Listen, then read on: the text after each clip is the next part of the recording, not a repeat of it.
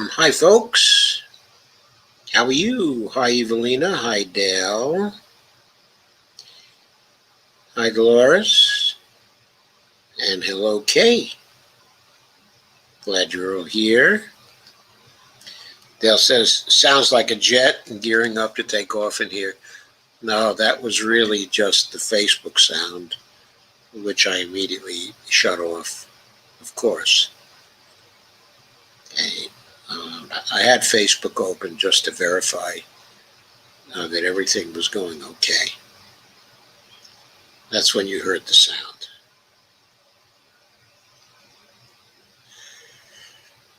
Okay, so how are you all tonight? I hope you're doing well. So that was Bonnie sneezing in the background.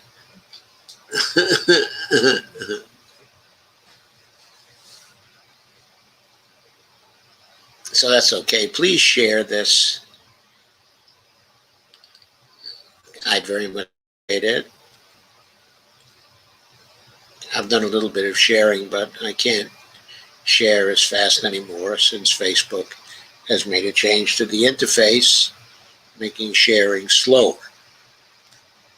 So I need more help than I usually get. Hello, Evelina. Did I say hello to you already? Anyway, please share. And please do visit my Patreon account every once in a while.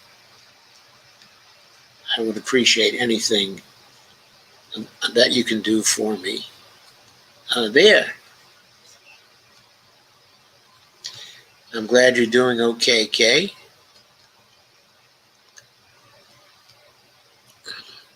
So, we are watching things happen. I wanted to start off tonight by considering, what AOC had to say about how her traumatic experience in the Capitol. So, I saw a piece in Truth Out that I thought treated that very well. I also watched what she had to say about it. And there was a piece of Rumble today that also told her story. She and Michael Moore were telling her story with Michael playing some of the Instagram she put out. So the headline on this piece is AOC says she went into hiding prior to January 6th, fearing for her life. And there's a picture, of AOC. This was done by Sharon Zhang, at Truth Out. There was another very good piece on this at Common Dreams by Jake Johnson, as well, but I'm not going to cover that here tonight. Well, honey, the sound, you have to cut off the sound. I tried to turn it down. It's still there in the background. On Monday night, Alexandria Ocasio-Cortez recalled her harrowing experience on the day of the Capitol breach on a video broadcast on Instagram Live. She also said she felt not only was her life under threat on January 6th, but also days prior to the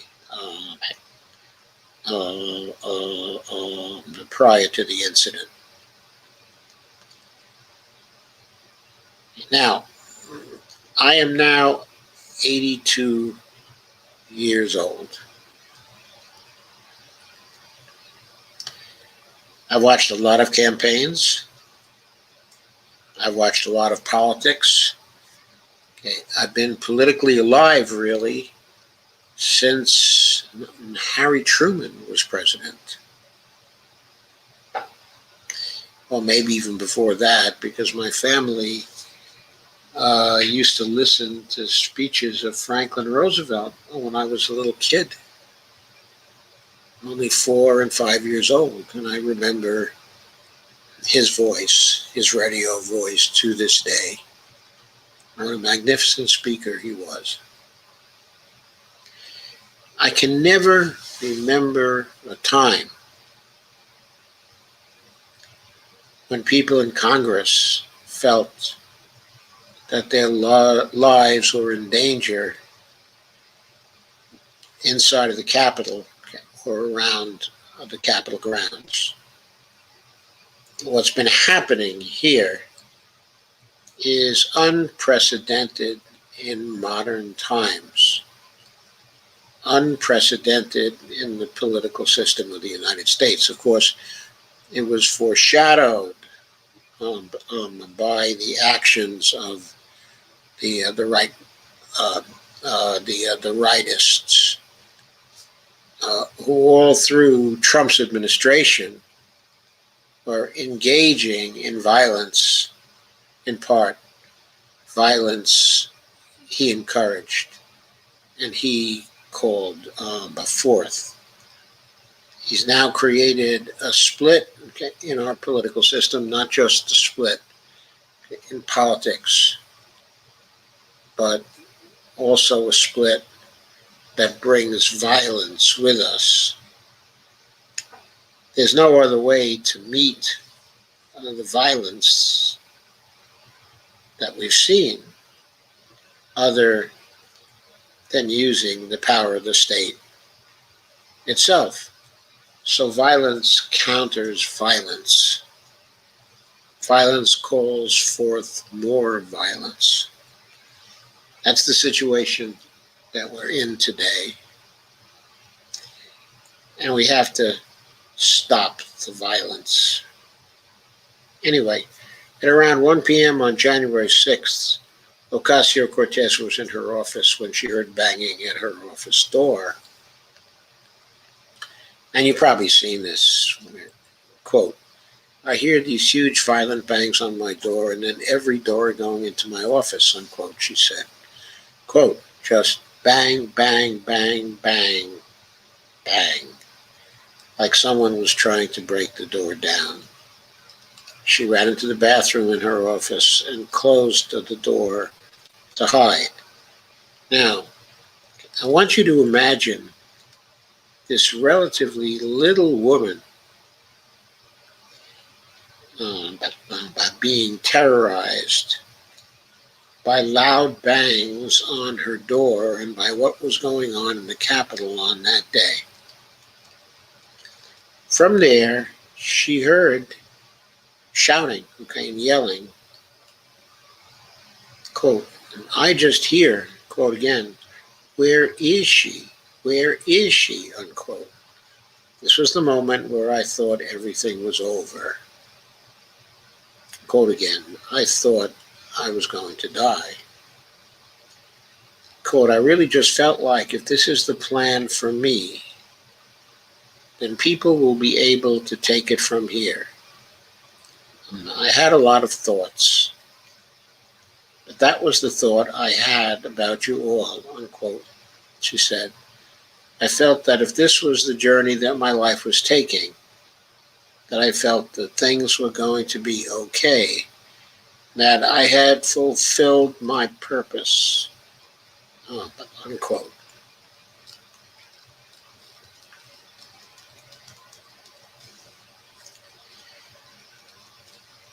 I found that attitude very touching, that right in the middle of terror and fear for her life, that was the course that her thoughts took. Turned out to be a Capitol Police officer and not someone who had broken in. But Ocasio-Cortez still felt unsafe. The officer, she said, was hostile toward her, and her legislative director, who was in the office with her at the time. He did not identify himself. He was alone and looking, quote, "with a tremendous amount of anger and hostility," unquote, she said. Despite the fact that the police officer was supposedly there to protect her, the situation felt wrong, she said. After the fact, she says that her legislative director told her, quote, I didn't know if he was there to help us, okay, or hurt us, either, unquote. Which to me means that the Capitol Police must be very badly trained.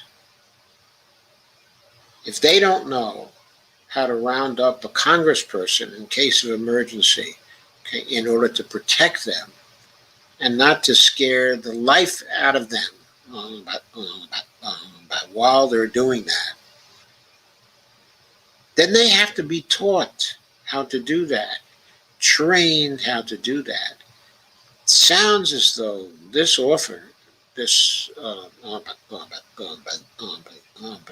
this officer had himself lost his head when, of course, Congresspeople count on the police to remain calm. They ran to a building the officer told them to go to, but he didn't specify where within the building other than the street level of the building. Again, training. They need training. Ocasio-Cortez and her legislative director were in an open hallway and could hear the Trump mob yelling, trying to break into the building. She could hear the hinges cracking, quote unquote, she said. When she saw Representative Katie Porter walking into her office, she asked Porter if they could shelter together, and Porter let her in. Porter on Monday recalled the incident on MSNBC. Quote, I'm a mom. I'm calm. I've got everything here we need. We can live for like a month in this office, she told Ocasio-Cortez. And quote again, and Ocasio-Cortez said, quote, I just hope I get to be a mom. I hope that I don't die today, unquote. Staffers barricaded the door. The two women found workout clothes in a staffer's bag to change into, as Ocasio-Cortez was wearing heels and she was dressed for work. Okay. The two congresswomen remained there for 5 hours. Later, after the House certified the results of the Electoral College, Ocasio-Cortez and Porter went to the Presley's office to decompress. That's where she began to process the trauma of the incident with Presley's help, said Ocasio-Cortez. And there she is, smiling at some point. And there's about a minute and 29 seconds of it here, which I'm not going to play. Her trauma was the result of days of tension, Ocasio-Cortez says. Before that Wednesday, she was getting all of these text messages, all of these people, including other members of Congress, telling me I need to be careful. Lots of people saying that violence is going to happen on the 6th. It seems as though everybody was expecting violence other than the Capitol Police. So we might well ask, why weren't they expecting violence? And if they were expecting violence, then why weren't there a lot more policemen at the Capitol to block any violence? Why weren't there 4 times the number, 10 times the number? It seemed like there were only a handful of police there. The protesters were in D.C. that Monday, January 4th, gathering around the city and attending rallies, according to Ocasio-Cortez. She talked about an incident that occurred as she left the Capitol on January 4th. Trump supporters were standing behind her car when she got there, and they pulled out their phones and began recording her, saying, quote, hey, AOC, why do you hate this country? Unquote, she recalled. By Tuesday, she stopped wearing the pin that identifies her as a Congress member out of fear, she said. When she went into a grocery store, quote, it literally felt like people were looking at me in the grocery store deciding what they were going to do. Quote, are we going to do something right now, unquote? I could see the calculations going on behind their eyes, she recalled. The experience in the grocery store convinced her it was not safe for her to be outside, she said. Quote, it was no longer safe for me to be anywhere in public in Washington, D.C., unquote. However, just days after the incident, Republicans began warping reality around the January 6th riot, baselessly blaming the attacks on the left and continuing to double down on their claims, without evidence that the election was rigged, while insisting that saying so was not dangerous, did not add fuel to the fire on January 6th. In the aftermath of the Capitol breach, the Republicans who stoked the mob, like Senators Ted Cruz and Josh Hawley, have been facing calls to resign. There's also been a push within Congress for the lawmakers who voted to overturn the election results to be investigated and potentially removed. Ocasio-Cortez says that such recourse is necessary for the country to yield. And she said, quote, we cannot move on without accountability. We cannot heal without accountability. All of those people who are telling us to move on are doing so at their own convenience, she said. And quote again, what are they asking for when they say, quote, can we just move on, unquote? Is that what they're asking is, quote, can we just forget this happened so that I can do it again without recourse, unquote? Quote again, that's the real reason why I think that Senator Josh Hawley needs to resign, why Senator Cruz needs to resign, why many others need to resign. She warns, quote again, because they will do it again. Okay, I couldn't agree more with this. There must be punishment. There must be accountability. There must be a safe place for our legislators who represent our congressional districts all over the country. There must be a workplace which they can go to without fear of violence in that particular workplace. That workplace must be shielded by their own police, must be shielded from people in other branches of government who might do them harm because they have political differences. This is also particularly egregious, I think, because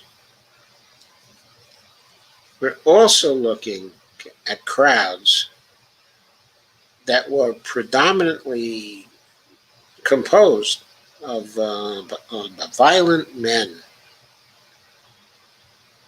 seeking to attack women who were part of Congress, who were relatively defenseless. And they were after other men too, of course. They were after Mike Pence, for example. But they were after all the members of the squad. They were after Nancy Pelosi.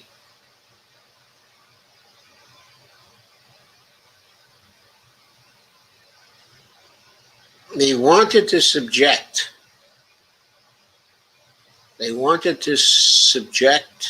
the people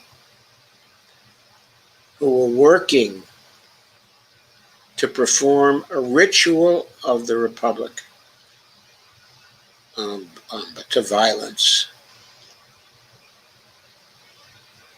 This cannot be allowed. It cannot be tolerated. For me, there's a bit of a personal connection here too, because I grew up in the same congressional district that's represented by Alexandria Ocasio-Cortez at this time.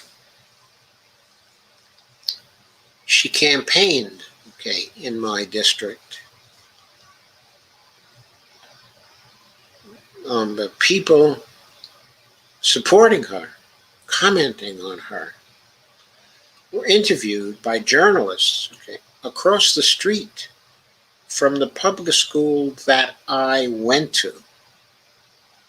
And the neighborhood Ocasio-Cortez actually comes from was not far from my neighborhood, maybe 10 minutes away by bus.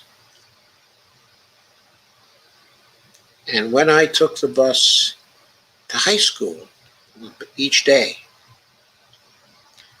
the bus would go a circuitous route through her neighborhood,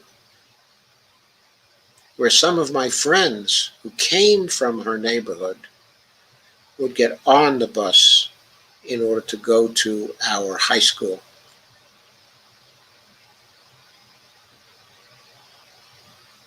So I have this personal connection to her congressional district, and to the neighborhood she comes from. And let me just say,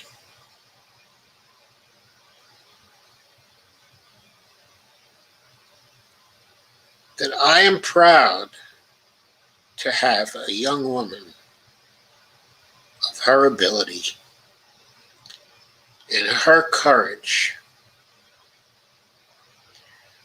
and her spirit as the representative of my old neighborhood where I grew up. It is truly a wonderful thing, after years and years of bosses who had sold out to corporations, who didn't care about the people in that particular neighborhood, to finally have a representative there who represents her people as best she can. Now, I may not always agree with Ocasio-Cortez.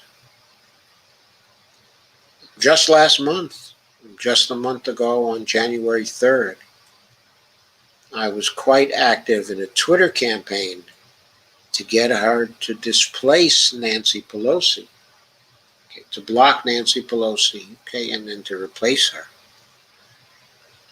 And I was very angry that she and the other members of the squad did not use their deciding votes to get Pelosi out of the speakership. I disagreed with the way she acted on that day.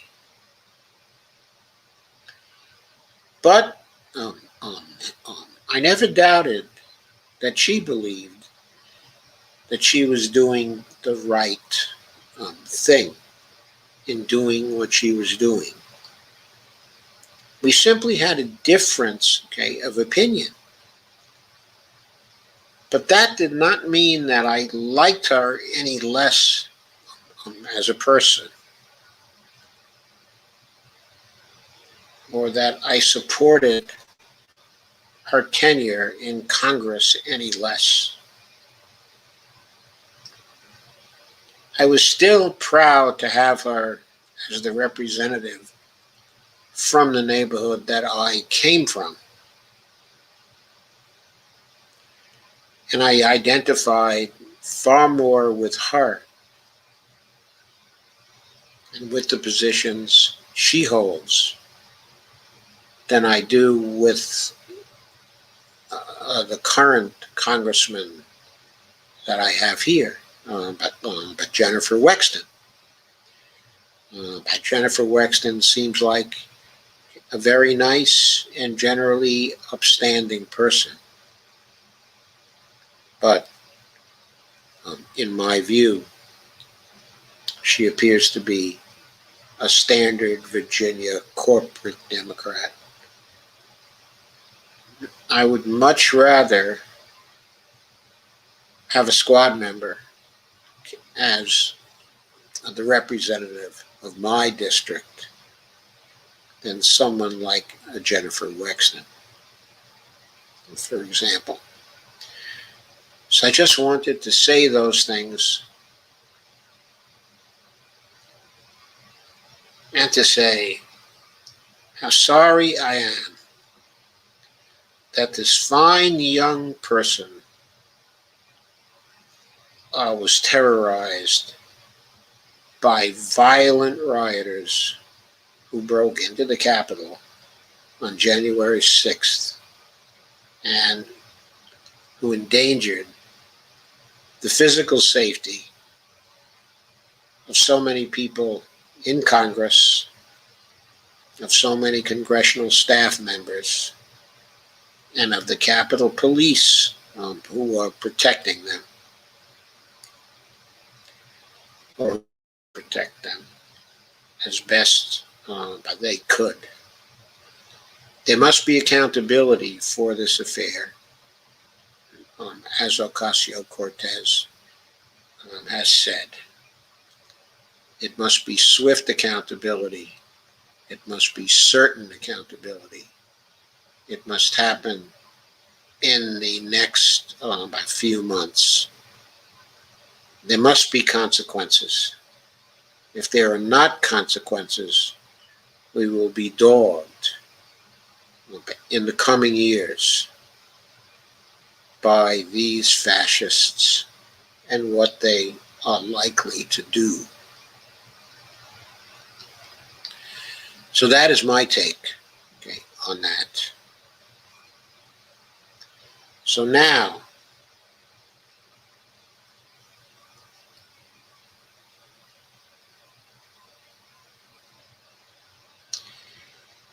I want to move to the next topic, which was not advertised in the promo, actually. It's a little something that was found in the Times. I normally don't go to the Times for information because it's always so shaded in a particular way and always so corporatist. But I thought this article by David Lenhard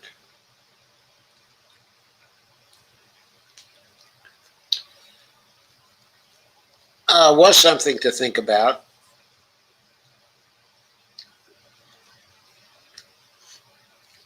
It looked at annual growth rate from highest to lowest by presidential,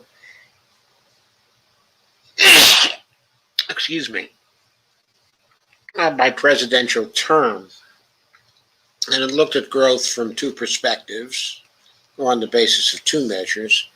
One was growth in non-farm jobs, and the other was growth in GDP. And of course, we know how bad a measure GDP is. But when the presidents were ranked from highest to lowest on this, one can see the pictures here. It was FDR, and then in non-farm jobs, Johnson was second. Jimmy Carter was third, perhaps surprisingly to some of you. Harry Truman was fourth. John Kennedy was fifth. Bill Clinton was sixth. So you may notice the top six are all Democratic presidents. Number 7 was Nixon. Number 8 was Reagan. And number 9 was Jerry Ford. Number 10 was Obama.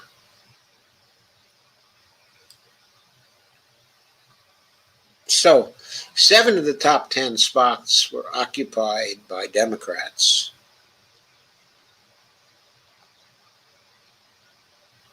But number 11 was Eisenhower.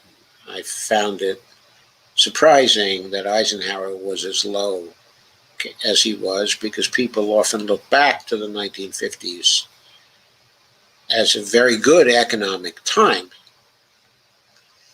That may be because the level of inequality had not grown so severe yet.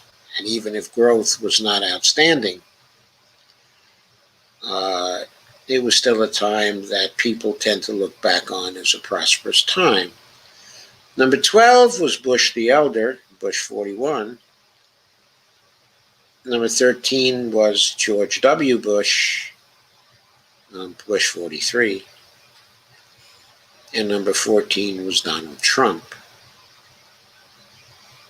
Bringing up the last. Now, these rankings are slightly different when it comes to GDP growth rate. Franklin Roosevelt, FDR, is still first. John Kennedy is second rather than fifth. Lyndon Baines Johnson is third. Bill Clinton fourth. Ronald Reagan is fifth. And Jimmy Carter sixth. Jerry Ford seventh. Nixon is eighth. Eisenhower ninth. Obama is 10th. So the Republicans do better, on that measure. They occupy 4 spots out of the top 10 rather than 3. Eisenhower does better. He's number 9 as opposed to number 11 when it comes to GDP. Obama remains 10th in both cases. George Bush, the elder, has a higher rating when it comes to GDP expansion. And Truman falls all the way from number 4 on non-farm jobs to number 12, which is kind of interesting. I'm not sure what exactly explains that. George W. Bush is number 13, and Trump, is number 14. The article tries to opine why things look this way by president, since the president has only limited control over the economy. But Dave Leonard says gross domestic product, employment, incomes, productivity, even stock prices. It's true if you examine only the precise period when the president is in office, or instead assume that the policies of the president affect the economy only after a lag, don't start his economic clock until months after he takes office. The gap, quote, holds almost regardless of how you define success, unquote. The 2 economics professors at Princeton, Alan Blinder and Mark Watson Wright, they described the gap as startlingly large. And here's the graphic for you.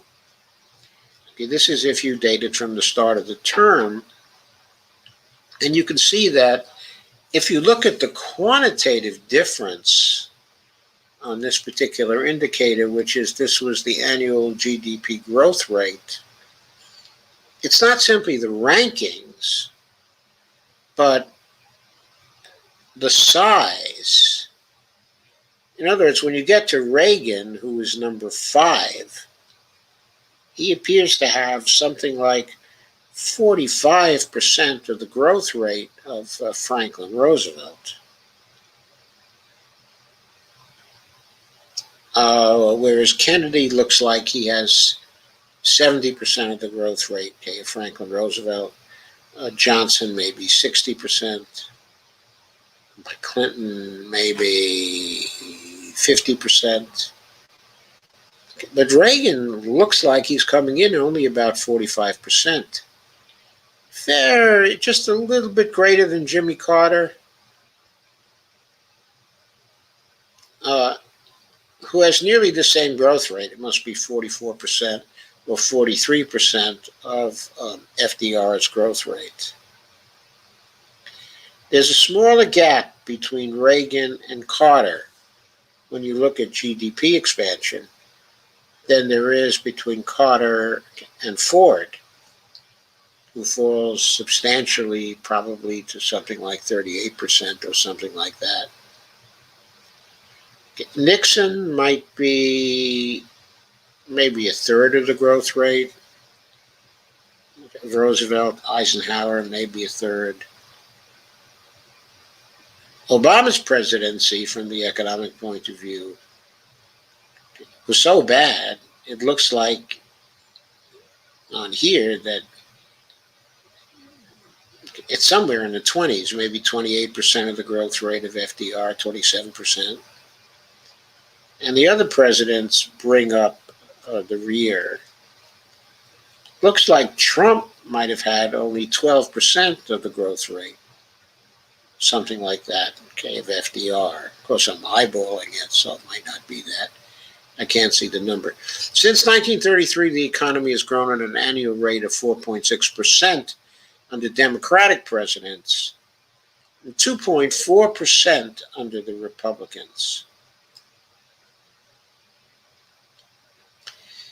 In more concrete terms, the average income of Americans would be more than double its current level if the economy had somehow grown at the Democratic rate for all the past but 9 decades. So one conclusion one can draw from this, or one can perhaps, I don't know, draw it, but essentially project it,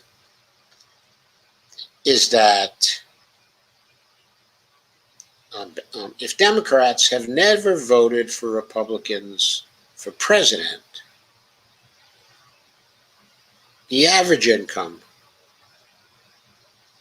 would be more than double its current level.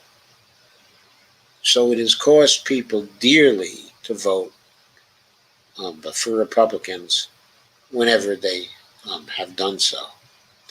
Now, I'm not trying to make the simple case here that it's because the president is a Democrat. Obviously, the party name of the president isn't a causal factor in itself. It has to do with the policies that are pursued.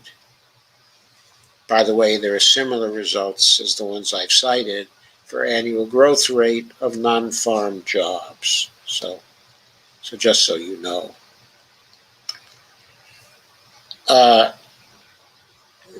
So Lenhart says there are not easy answers to this question. He showed the data to multiple economists in past weeks,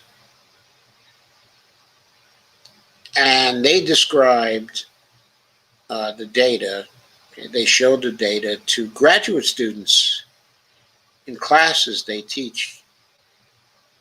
And it seems as though everybody was sort of stumped. They seem to think part of the answer involves coincidences. But more broadly, the economy's performance stems from millions of decisions made every day by businesses and consumers, okay, many of which have little relation to government policy. Still, the pattern is so strong and long-lasting that coincidence alone is unlikely to be the only explanation. And the professors from Princeton, Blinder and Watson, say statistical noise doesn't seem to be the answer. So in this article, they try to find some plausible theories.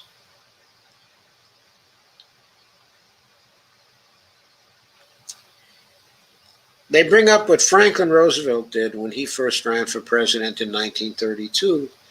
He did not have an economic plan, a coherent one anyway. He sometimes argued that reducing the deficit was the key to ending the Depression. That sounds like the Peterson Foundation, right? Sounds like the Austerians. However, above all, though, he called for, quote, bold, persistent experimentation. As he explained, quote again, take a method and try it. If it fails, admit it frankly and try another. But above all, try something. Now that's a formula. Okay, that's a formula that nobody follows today. Nobody has failures today and admits them frankly. If you listen to the presidents, either they draw the wrong lesson because the right lesson would make them look bad, or they hardly admit any errors at all. Look at Obama's recent biography. It sort of admitted to mistakes, but not very frankly as to what the mistakes were. And a lot of the biography seems to try to paper over or excuse his failures and blame the failures entirely on Republican stubbornness, okay, in opposition, rather than, as some of us see, that he himself blew his opportunities all over the place because he was an austerity monger himself. Anyway, it certainly isn't the modern way, perhaps beginning with Bill Clinton and maybe even dating from before that. It seems to be the modern way never to admit, okay, an error. I think this might actually have started with Richard Nixon. He was kind of like that. And there are a lot of politicians who take this as gospel. Never publicly admit to a mistake. It's the way they feel. Never apologize for a mistake. Try your best to double down on your mistakes. But that alone could explain something. Could account for something.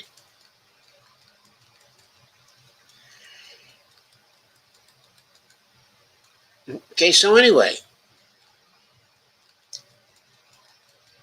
the failure of people consulted by Lenhart to try to explain this smelled a little fishy to me. And the types of explanations that were offered, okay, in the Times article didn't seem to me to ring true. Now, I haven't been able to model this. I haven't had the time. I haven't had the resources, okay, to model it. I do have the background and the ability to model it. But as I say, I had neither the time nor the resources. So all I could do was to play a hunch. And what I did with that hunch is I looked at the history of just one variable. And I know these things, okay, are multivariate, certainly. I don't mean to say this is the only factor, but I did note something that to me was fairly obvious, especially given what's in the news now. Okay. And that was to look at the history of federal minimum wage rates under the Fair Labor Standards Act from 1938 to 2000, okay, and 9. And here is what I noticed, and I'm sharing this with you, okay, right now.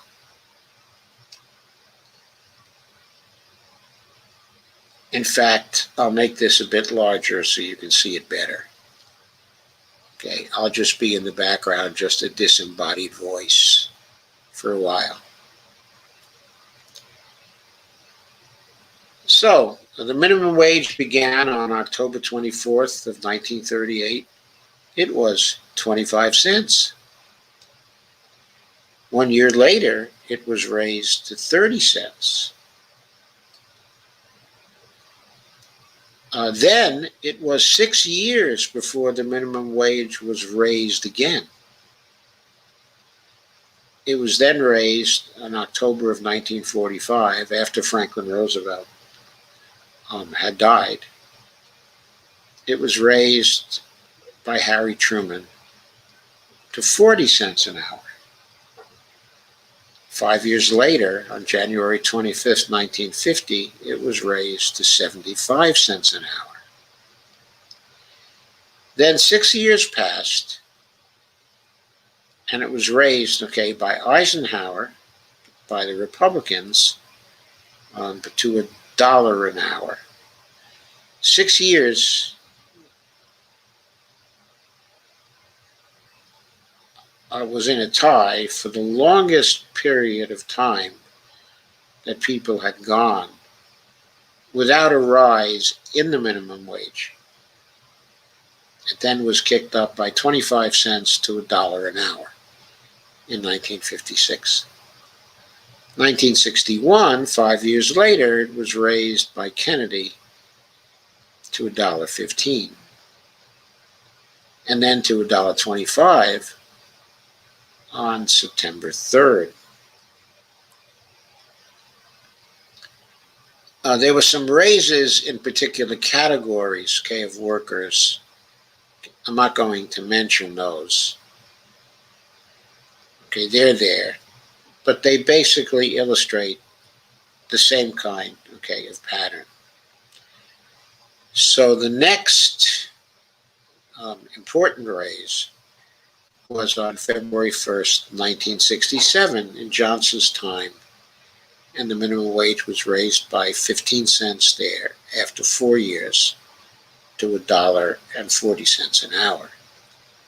Then after 1 year, February 1, 1968, of course, Lyndon Baines Johnson was still president, and it was raised by 20 cents, full 20 cents to $1.60.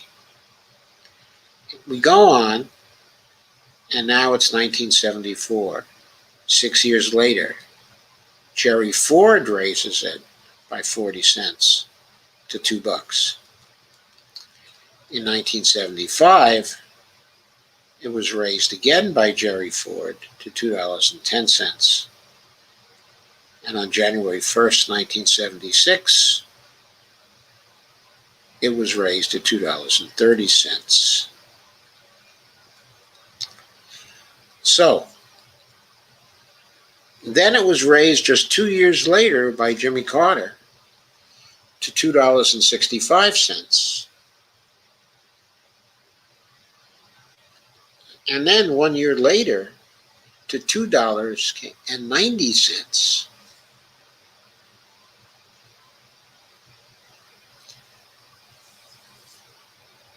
So Jimmy Carter raised it up to $3.10 in relatively short periods of time. His first rise was in his second year. It went up by 35 cents. It then went up by another 35 cents, a year later, and then by another 20 cents a year later than that. And then it went up in 1981, before Carter left office, to $3.35. Altogether, in Jimmy Carter's short time in office, he raised the minimum wage by $1.05 per hour. Roughly year after year. Then there is no rise in the minimum wage for 9 years. That had never happened before. And it corresponds to the Reagan-Bush period. It was raised to $3.80 after 9 years of neoliberalism, raised by 45 cents an hour. Okay. It was raised by Jimmy Carter. What did I say it was raised by Jimmy Carter by? From $2.30 to $3.35, raised by $1.05 an hour after 9 years of neoliberalism. Bush only raised it by 45 cents. It was immediately raised by Clinton to $4.25, another 45-cent raise. Then by 50 cents 5 years later in 1996.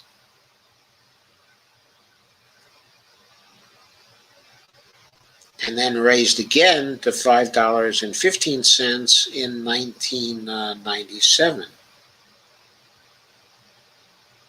So Clinton was raising the minimum wage from $3.80 to $5.15. $1.25. Then we had the rest of Clinton's second term and Bush's second term. No rises in the minimum wage, whether by Democrats or by Republicans during that time. 10 years of neoliberalism. 10 years, no rises in the minimum wage. Finally raised by Bush to $5.85. 70-cent raise, that's substantial, but not over 10 years. Not when you're considering 10 years.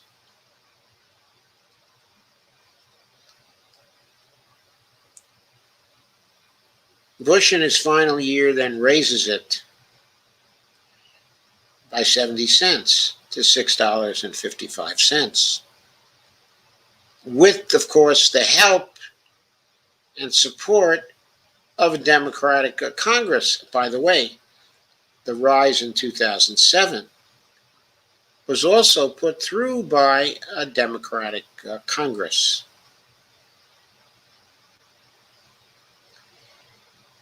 And the final rise in the minimum wage to $7.25 on July 24th of 2009.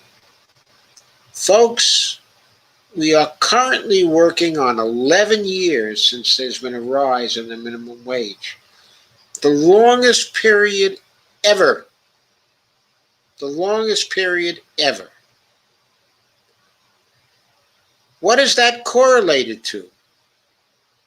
It is correlated to neoliberal presidents. Why? Because neoliberal presidents believe that when you raise the minimum wage, you cost workers employment. That unemployment goes up as you raise the minimum wage. They don't look at it from the standpoint of the minimum wage stimulating consumption in the economy and sales, resulting in more jobs. They look at it from the point of view that if we raise the minimum wage, there's an incentive for people to automate, and that's going to cost jobs. That's the way they look at it so they don't raise the minimum wage for 9 years, for 10 years, finally for 11 years. And it's not so much whether it's Republican presidents or Democratic presidents, it seems to me.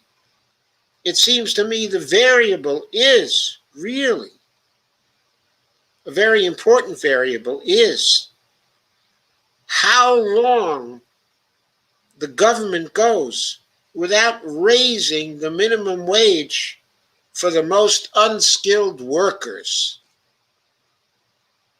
I think that's an important factor in accounting for the differing growth rates by the party of the president. It just so happens, okay, that Democrats have been less neoliberal through this period of time than Republican presidents have been, even since 1980. But certainly before 1980, there was a disposition on the part of Democratic presidents and Congresses to raise the minimum wage more frequently to meet changes in productivity, to keep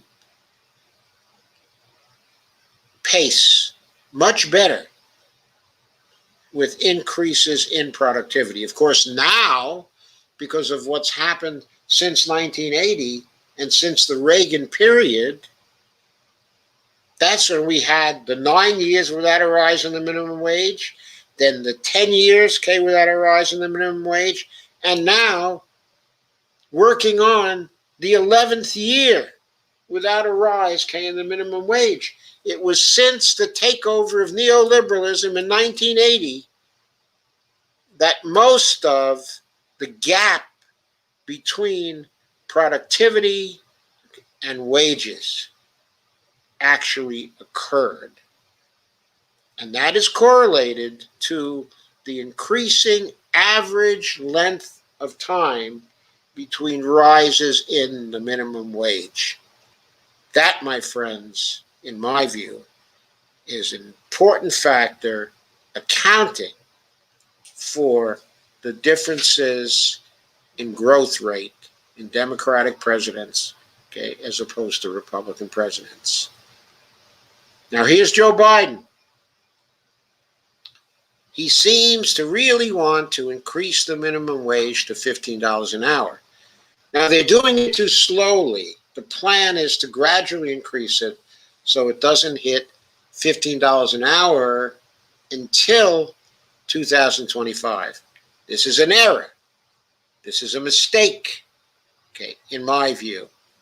Make it happen now. By the time we reach $15 an hour in 2025, we're going to need a minimum wage of $25 an hour. This is going far too slowly.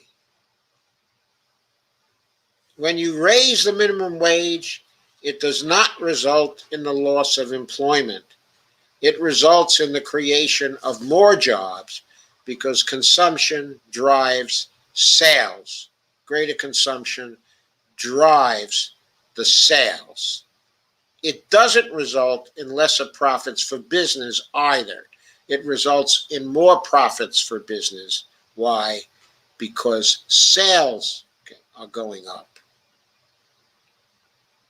Sales are going up. Maybe profit margins shrink in some industries, but it is made up for by increasing sales. That is what my hunch is. That is what I think most accounts for the finding by the Times reporter, by Leonard. So, that's it for that one.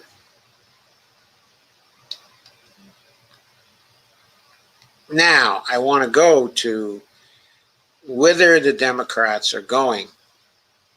First, a piece by Andrew Perez, who's writing for the Daily Poster David Sirota is the editor-in-chief, okay, of the Daily Poster. And Andrew says, Dems threaten to exclude families crushed by the pandemic. Evidently, the Chamber of Commerce has been lobbying President Biden. Who knew? They spent $82 million lobbying in Washington last year. They sent a letter to the White House and Congress on Tuesday, urging them to consider, quote, targeting any additional stimulus checks based on income, loss of employment, or similar criteria.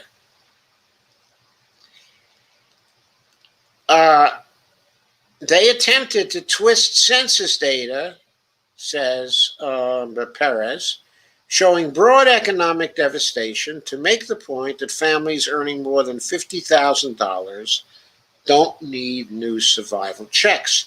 Now notice, the data they're going to use to determine whether this is true or not is going to be based on the 2019 tax returns, the before COVID tax returns.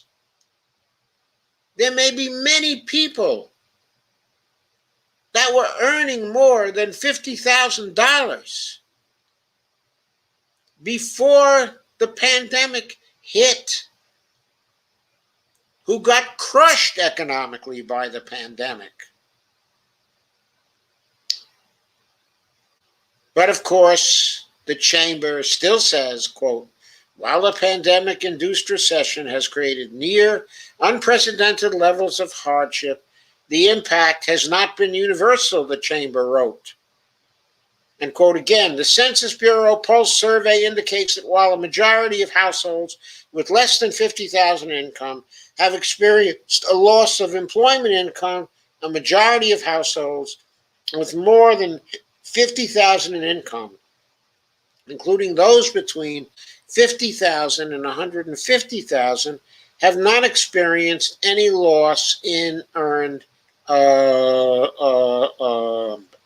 income. That may be, but at the level of the individual, how do you know whether a person has been crushed by the pandemic or not? It's not enough to make a judgment based on a majority of households with more than $50,000 in income in 2019. If you're going to base this on some concept of need, you have to know what the need is after 2019, during 2020. And you do not know that yet.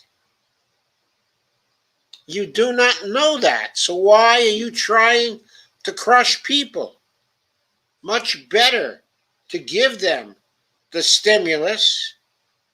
And if they're making too much in the final analysis in 2020, you can take it back in taxes when they file their 2020 taxes in 2021.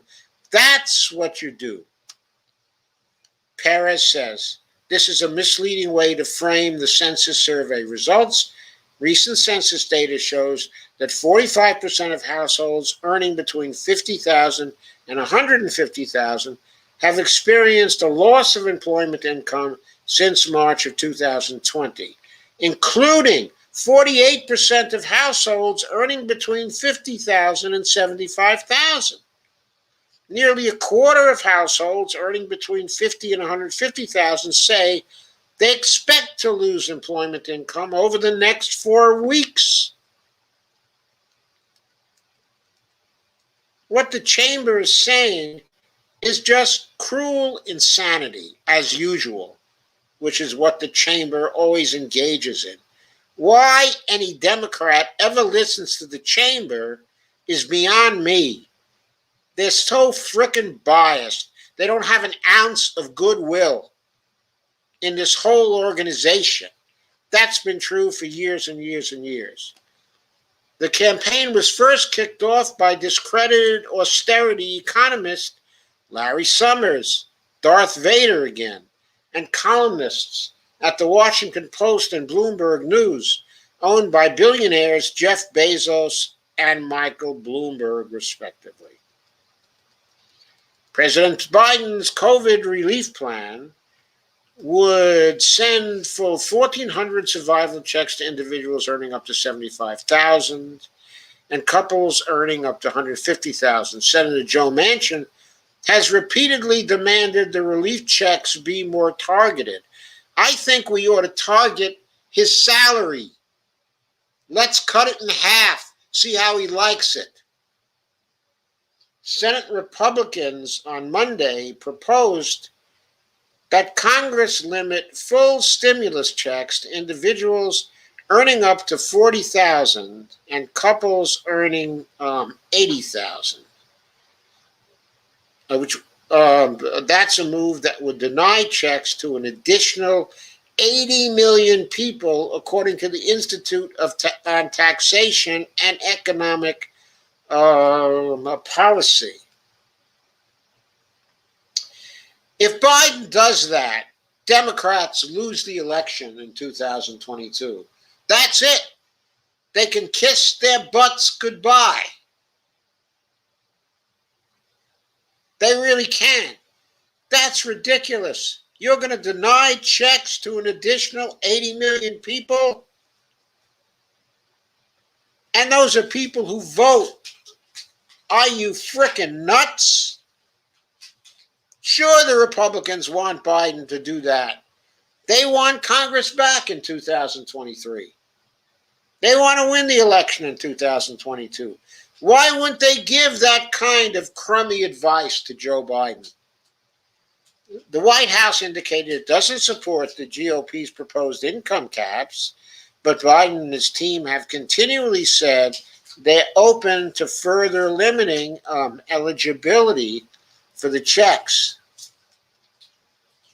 They need to say they are open to further expanding eligibility for the checks. That's what they need to say. They need to stop being the suckers of the Republican Party.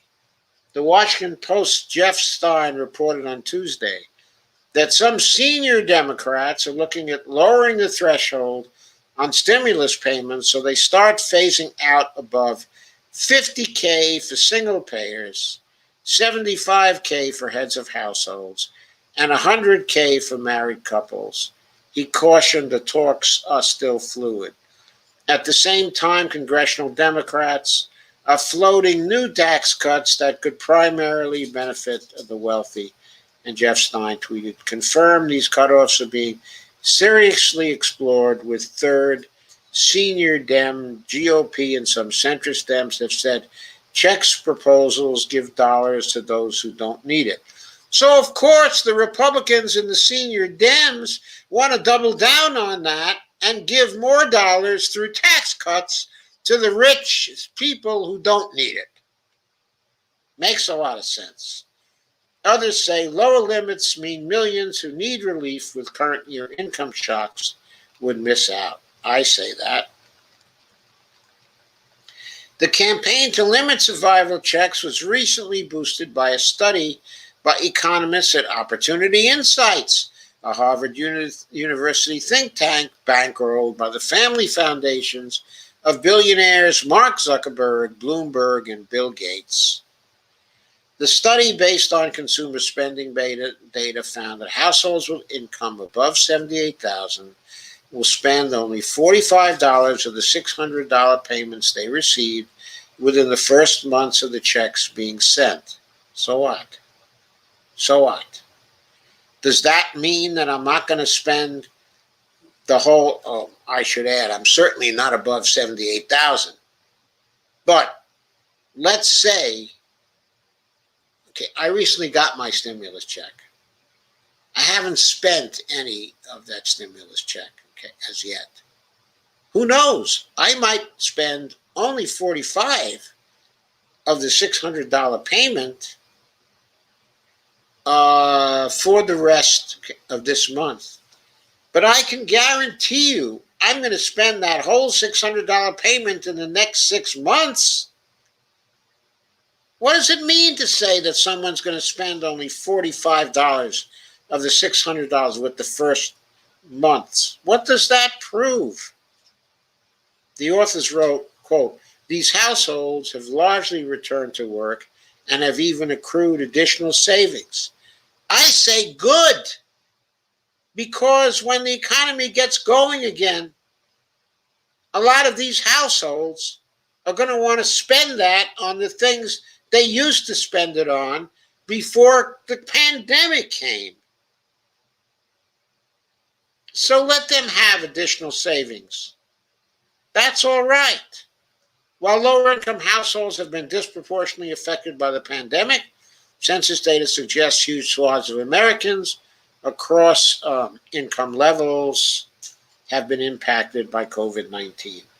The Democrats just took control of the U.S. Senate because they won two miracle runoff races in Georgia last month. Actually, they didn't just take control of the U.S. Senate.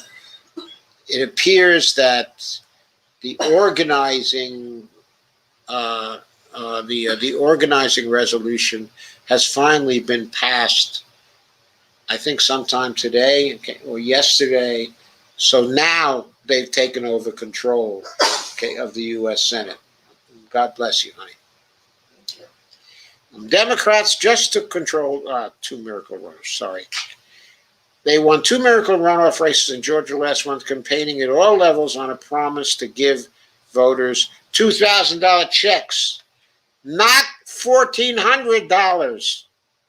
Not $1,400, says Andrew Perez. Yes, not $1,400. The first statements by Biden during December, right after the $600 passed, may have implied or indicated that he was going to make up the difference between $600 and $2,000 with $1,400. But when he went down to Georgia, he explicitly campaigned on $2,000 checks, not on $1,400 checks. So either he meant the $2,000 checks or he misled the voters in Georgia to believe that he was advocating for $2,000 checks. Which choice would he rather have? That he misled them, that he lied to them, or that he advocated for $2,000 checks and he's going to keep that promise? I would like to know. 53% of all Georgia households have reported losing employment income during the pandemic, including 51% of Georgia households earning between $50,000 and $150,000. The Opportunity Insight study notably lumps together all households earning more than $78,000, when census data indicates that families earning between $75,000 and $150,000 are significantly more likely to have experienced a loss in income during the pandemic than households earning more than $200,000. Of course, there's one glaring problem with the push to limit who receives a survival check. Eligibility for the next checks will be determined based on 2019 tax returns before the pandemic started. People haven't filed their taxes for 2020, meaning that targeted checks would go out based on income information that is now 1 to 2 years out of date, with the pandemic and mass job loss having occurred in the interim, says Matthew Brunig of the People's Policy Project to the Washington Post. This is not targeting, he said. It is the illusion of targeting, an illusion that will end up hurting tens of millions of people who are currently in need, but were not in 2019. And not only will it do that, which maybe Mr. Biden doesn't really care about, But what it will do, if he follows this illusion of targeting, what it will do is to defeat the Democrats in 2022. It will be another incident of Democrats shooting themselves in the foot. So,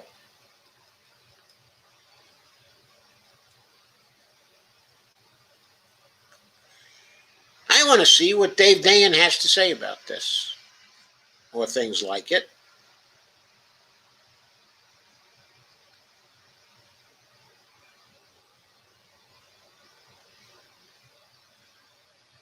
So, I think I've shared the wrong post. And what I want to share is this one by David. No. Sorry, what I want to share is this one by Alexander Salmon, who asked the question. He's from the Prospect too. And he wrote this on January 29th, a few days ago. He says, are Democrats unlearning the lesson of 2020's Senate races? And he talks about the power sharing agreement coming into place and the fact that the filibuster remains unresolved and will hang over the chamber until it's extinguished, with the ultimate fate of things like DC statehood or democracy reform or dozens of other laws hanging in the balance. Meanwhile, this term will play out with an eye toward the spate of Senate seats up for grabs in 2022. Yes, the Democrats could easily lose the Senate in 2022. So the question is, have they unlearned the lessons of 2020 already? What Democrats believe is that they can compete in critical Rust Belt states like Wisconsin, Ohio, and Pennsylvania, and North Carolina. They're all on the ballot. In the latter three, Republican incumbents have retired, creating open seat races. Alex Salmon points out the nice thing about the 2020 election cycle, ceaseless though it was, is that it offered a tidy comparison of two different but democratic approaches to running for the Senate. Chuck Schumer and the Democratic Senatorial Campaign Committee preferred strategy elevated pre-anointed moderates with few policy commitments or convictions of any sort, shepherded them through primaries, and helped them raise gargantuan sums of money. This led to North Carolina's Cal Cunningham and Maine's Sarah Gideon, who ran on things like decency, quote unquote, without ever touching hard issues like the economy. Both, of course, went on to squander extremely winnable races in spectacularly expensive form. Cunningham hadn't won elected office since 2000. Gideon wasn't even from Maine. Well, I have to comment here. Even though Gideon wasn't even from Maine originally, she had lived in Maine for a long time and become the Speaker of the Maine House of Representatives. So she was a popular candidate in Maine. So I would attribute her loss to her running on things like decency without ever touching the hard issues like the economy. I think that was far more significant than the fact that she was not originally a native of Maine. So I just had to mention that. It seemed ridiculous to me when I was hit by it. In the Georgia Senate races, meanwhile, two relative long shots featured a very different approach.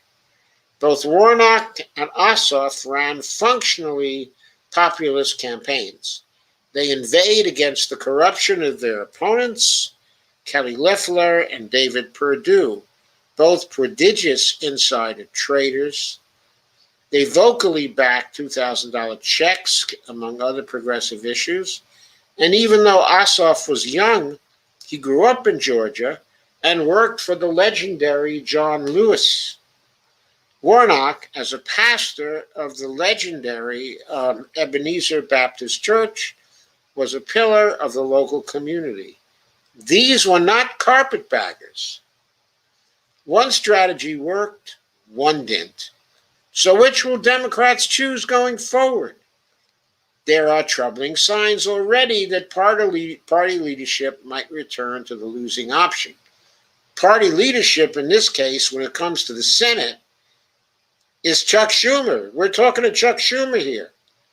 In Wisconsin, Democrats feel like they have a real shot to oust Ron Johnson, the Republican senator. The party's primary is shaping up as a contest between fifth-generation Wisconsinite Tom Nelson, a well-known progressive and former majority leader of the Wisconsin Assembly, and two rich, recently located, and potentially self-funded moderates, Alex Lasry and Sarah Godlewski, are expected to enter the race shortly. Nelson is a former Bernie Sanders delegate and 2016 Sanders endorsee, executive with the Milwaukee Bucks.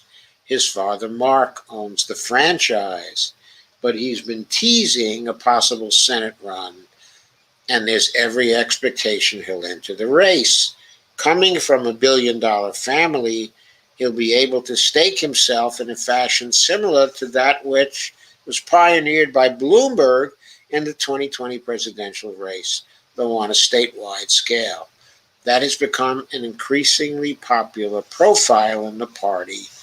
The newly elected California Congresswoman Sarah Jacobs, also the scion of a billionaire family, won the national election in November in the very same way. Sarah Godlewski, meanwhile, is already an enemy of local environmental groups for her proximity to fossil fuel and corruption. During her 2018 run for state treasurer, she was dogged by a national scandal involving her husband, the energy trader Maxim Duckworth, no relation to Tammy Duckworth, I gather, which resulted in a $245 million fine from the Federal Energy Regulatory Commission for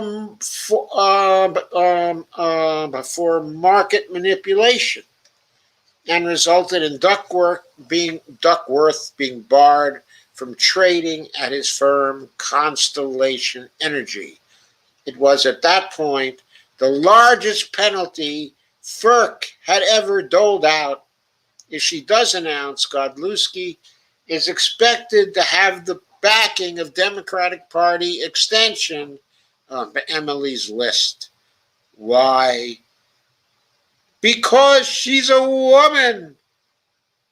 And poor Nelson is a Bernie bro, right?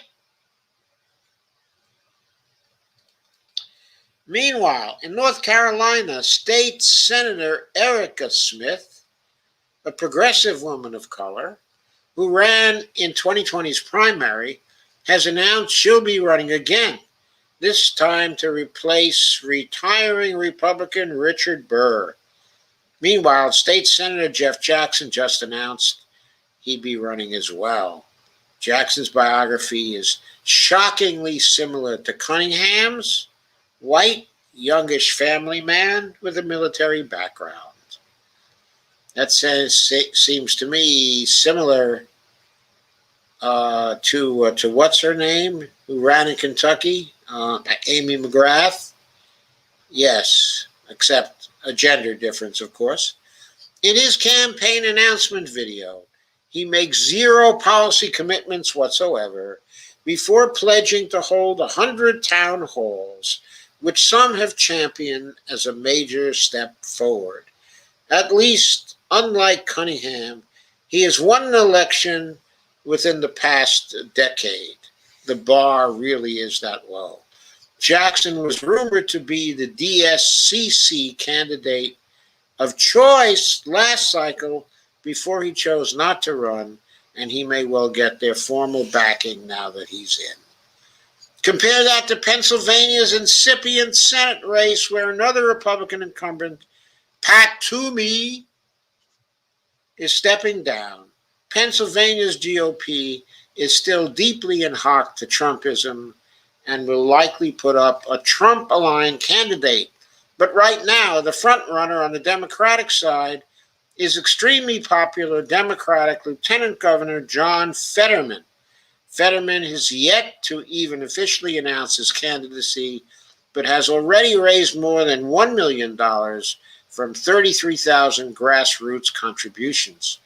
And he's done so as a progressive champion of weed, about legalization, and a $15 an hour minimum wage. Fetterman, in fact, may already be too popular and prominent for the DSCC to openly oppose him.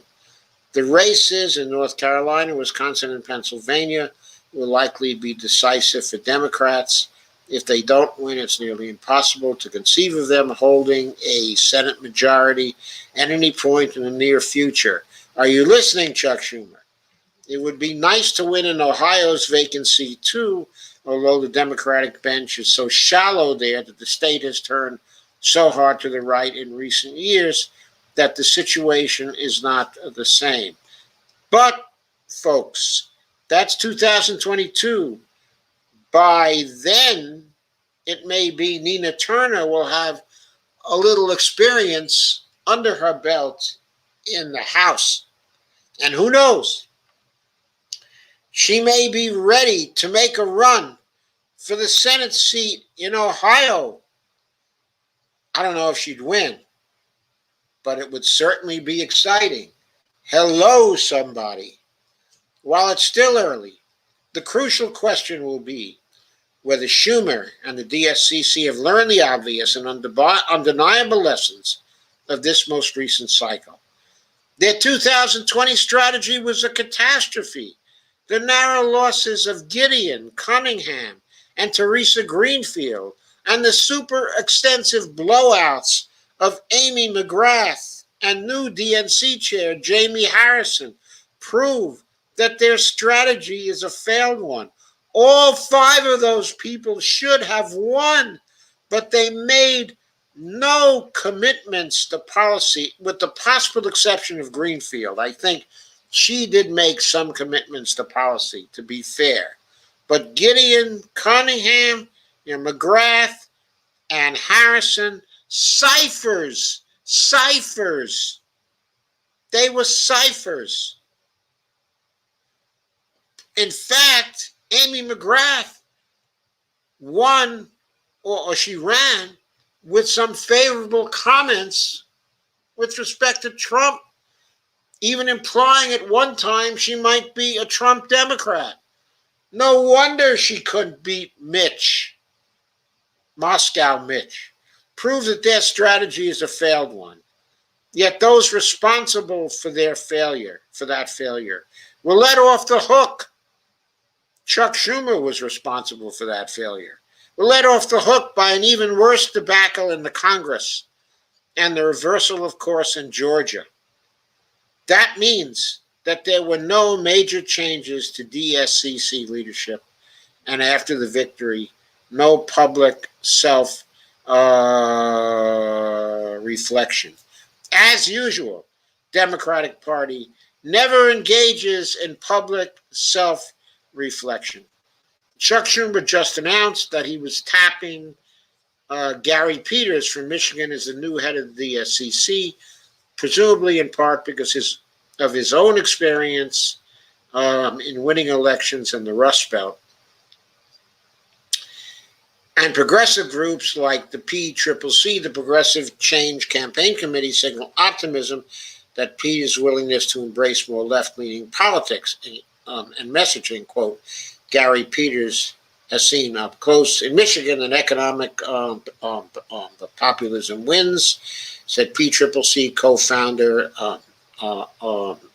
Adam Green, who I think has sold his soul some time ago to the mainstream, but that's another issue. Another question, how do I know that? Because he's in the Warren wing of the Democratic Party. It's clear that Schumer, now majority leader, is willing to change his approach on some things. He held firm on the filibuster when he bargained with Mitch McConnell, and he's boldly called on Biden to forgive large amounts of student debt and declare a climate emergency. This all reveals a newfound openness to using the rules for progressive ends. But the real test of this new awakening will come on the campaign trail, where Democrats desperately cannot afford to keep making old mistakes. Now, the real test comes not just on the campaign trail, it also comes in governing, where they have to stop making the same old mistakes. And that's something for Joe Biden and Chuck Schumer both to pay attention to, and Joe Manchin and Kyrsten Sinema too. They need a little populism in what they do. And here's Dave Dayen's column for today, which will be the last one. Okay, I look at. I hope you've enjoyed this live stream.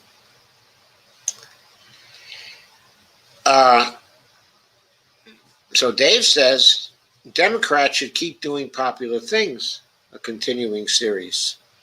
Sounds like pragmatic advice to me.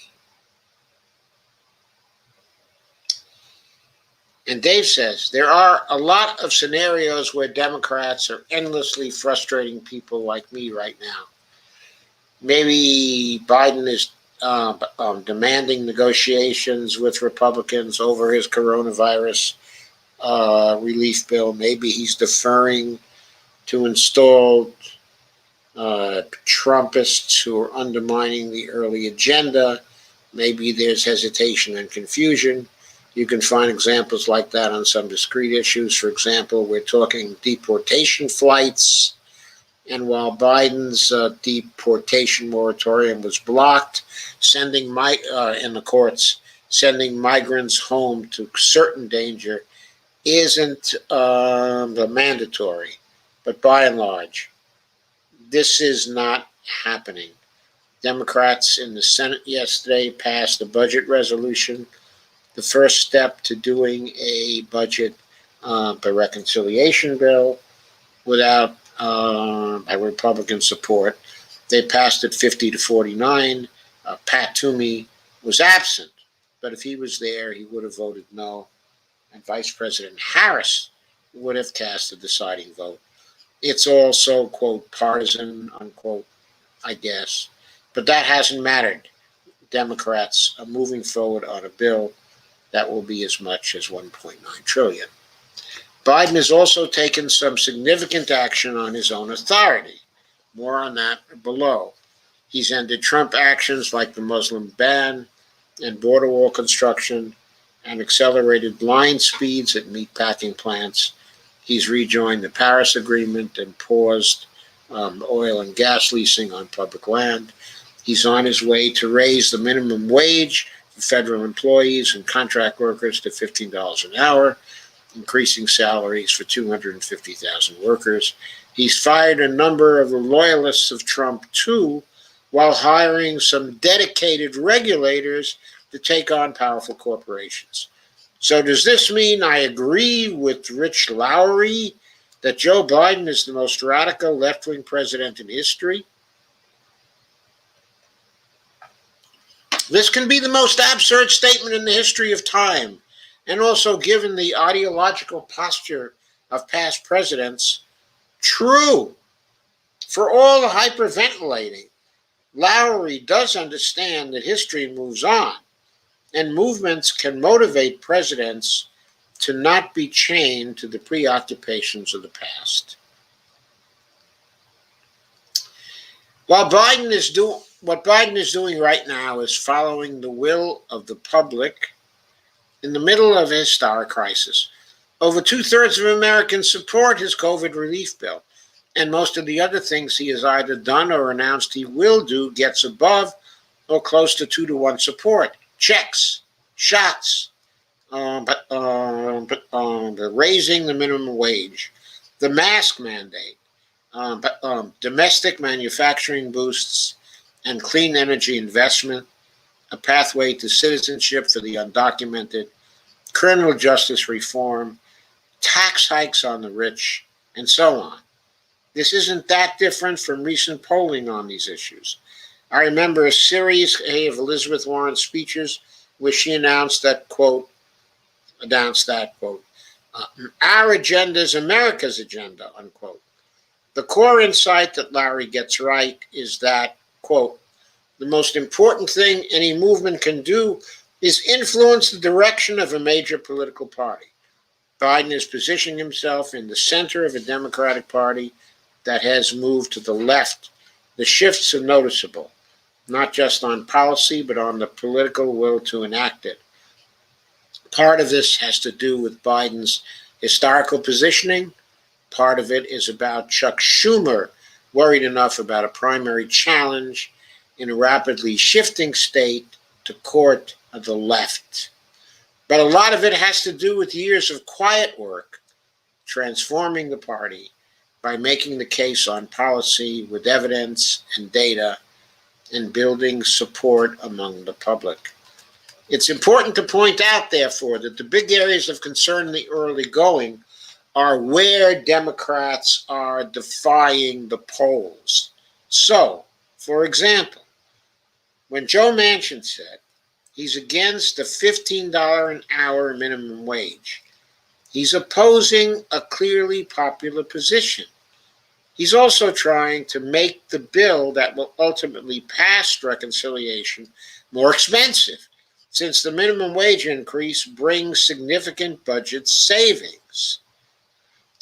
He says, Dave says, I don't really care about that.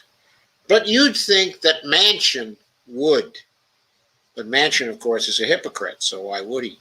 When the White House flirts with reducing eligibility, that was me, of course, on topping up checks to $2,000, they're not only going back on a campaign promise, but they're doing it on one of the most popular parts of the Biden agenda. Try explaining to someone making $55,000 in 2019, the year with the tax data from which this means test will be initially derived, who lost money in the pandemic, that they made too much money then to get a full check now. Incidentally, if they want to be fair, Democrats would call for everyone to get the check now and to claw it back from the ineligible next year based on 2021 tax data. If you want to nickel and dime people, at least give them a 15-month interest-free loan first. The government borrows interest-free from individuals all the time. It's called tax withholding. Let's reverse that process. The point is that Democrats got to a popular place by doing popular things, and they're now threatening to give back that goodwill. Success for Biden and his party is tied to making progress on things people want. If that makes him a radical in the eyes of unpopular conservatives, so be it. Speaking of Biden being a successful president, we've talked a lot at the prospect about the Day One agenda, the series of actions that Biden can take without any new legislation from Congress. Given the gridlock in Washington, we'll see executive action that will be critical to actually making progress on a host of issues. Many people have asked me if we could track all of those actions to see what Biden's gotten done. As a service-oriented publication, we aim to please. Today, we unveiled the Executive Action Tracker to monitor the Biden presidency. Through over 40 Day One agenda articles, we identified 77 discrete actions a president can implement from existing statute. So far, Biden has taken action in full or in part on 12 of these. We're going to keep tracking this for the entire first term. I wrote an introduction post here. The Executive Action Tracker reveals that Biden's early actions, while questioned as fast-moving, quote-unquote, and radical, quote-unquote, have mostly been about reversing some bad Trump orders. He's barely scratched the surface of what an aggressive and creative president can do under existing law.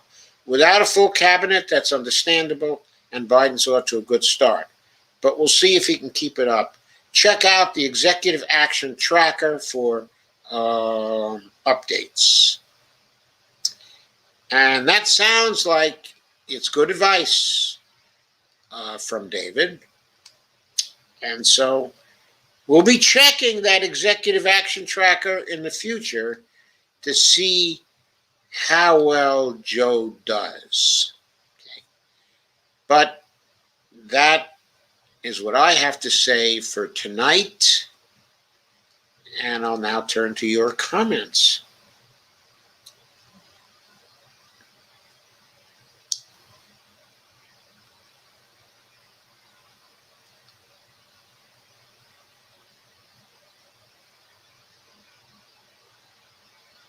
Now, let me go past the initial greetings. And there is Evelina saying, yes, shared outside the continental United States. Thank you, Evelina. Greg Mallard is here, or was here anyway. It said, good evening, folks. Happy to see Greg return. Kay says, share. Bonnie says, hi, everyone. Hi, Bonnie. Hi. Greg says, they also co-opted the BLM protests and incited violence to make it look like the BLM was the ones doing it. Yep. Kay says, we need an FDR again. Well, we had our FDR, but he didn't win. He got rigged by the Democrats. Lana Dell hates the clock, says, hi, folks. Greg Mallard says, yes. Republicans like Marjorie Taylor Greene and Lauren Boebert aided and abetted the U.S. Capitol insurrectionists. Sure did. And Lana Dell said she was preparing to die. In her mind, yes, she was preparing to die. Greg says the National Guard also denied Nancy Pelosi's call for help as well. Terry Cook says she was one of the DNC Congress that shared money from Big Oil. Yes. Kay says, I've heard they were ordered not to help by Rump's office, Gregory. Terry Cook says, orchestrated Joseph M. Firestone. Terry Cook says, if they would have found all the bombs placed in the Capitol, things would have been completely different. Doctors get money stuffed in their pockets for all, are listed as having the COVID-19 virus. Terry says, America is a corporations, Joe. Yeah, Jordan Chariton often says, it's the United Corporations of America. And Terry says, AOC is as bought as can be. I don't think she is. Steve Gonzo says, trending, hashtag Alexandria Ocasio Smollett. Okay, and Evelina says, questions whether she is monetarily bought and says that she does not agree. And Terry says 99.92% survival rate ivermectin. Do not spell that out on Facebook. I'd like to see some links to articles on that, Terry Cook, that prove that there's a 99.92% survival rate if you use ivermectin. I don't believe that, Terry. I'm sorry. I don't believe that. You got to show me some links, and they better be reputable links. Terry says, all of us grew up as born, raised, and herded as meek sheep to believe all the history books, media, TV, radio, magazines, school teachers told us, including pot is bad, which indeed, okay, it is good. Well, we were not all raised that way. I was doing research on pot back in the 1960s, and I knew then that pot was good, and so did a number of other people I was working with. Terry Cook said she and her fellow congressmen were bought from big oil to keep hemp, green hydrogen, and self-sufficient out of.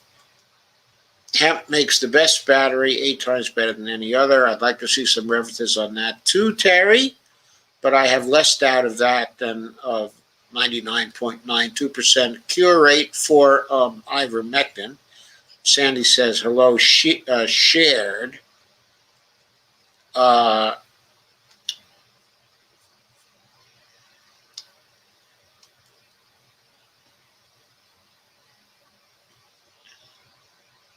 also don't believe that Ocasio-Cortez and her fellow congressmen were bought from big oil to keep hemp, green hydrogen, and self-sufficient out of the energy mix.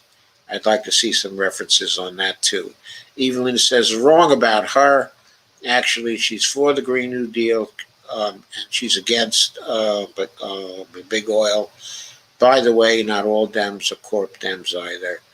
Terry Cook said, I personally tried like hell to give her the information to make the Green New Deal, okay, a good right for the common man, not the rulers. She never returned to me.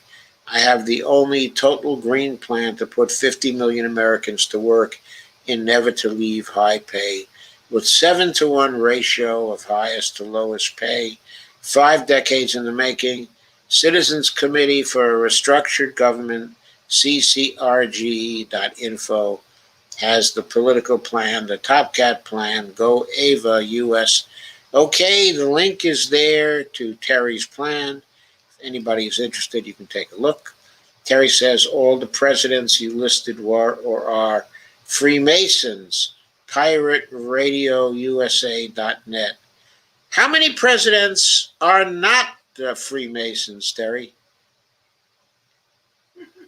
Are there any presidents who are not Freemasons? Oh, by the way, is Obama Freemason? I wondered. Terry says Obama sent our money to the tune of $3.1 million to China to bring our current COVID-19 virus. Bold, brave media men.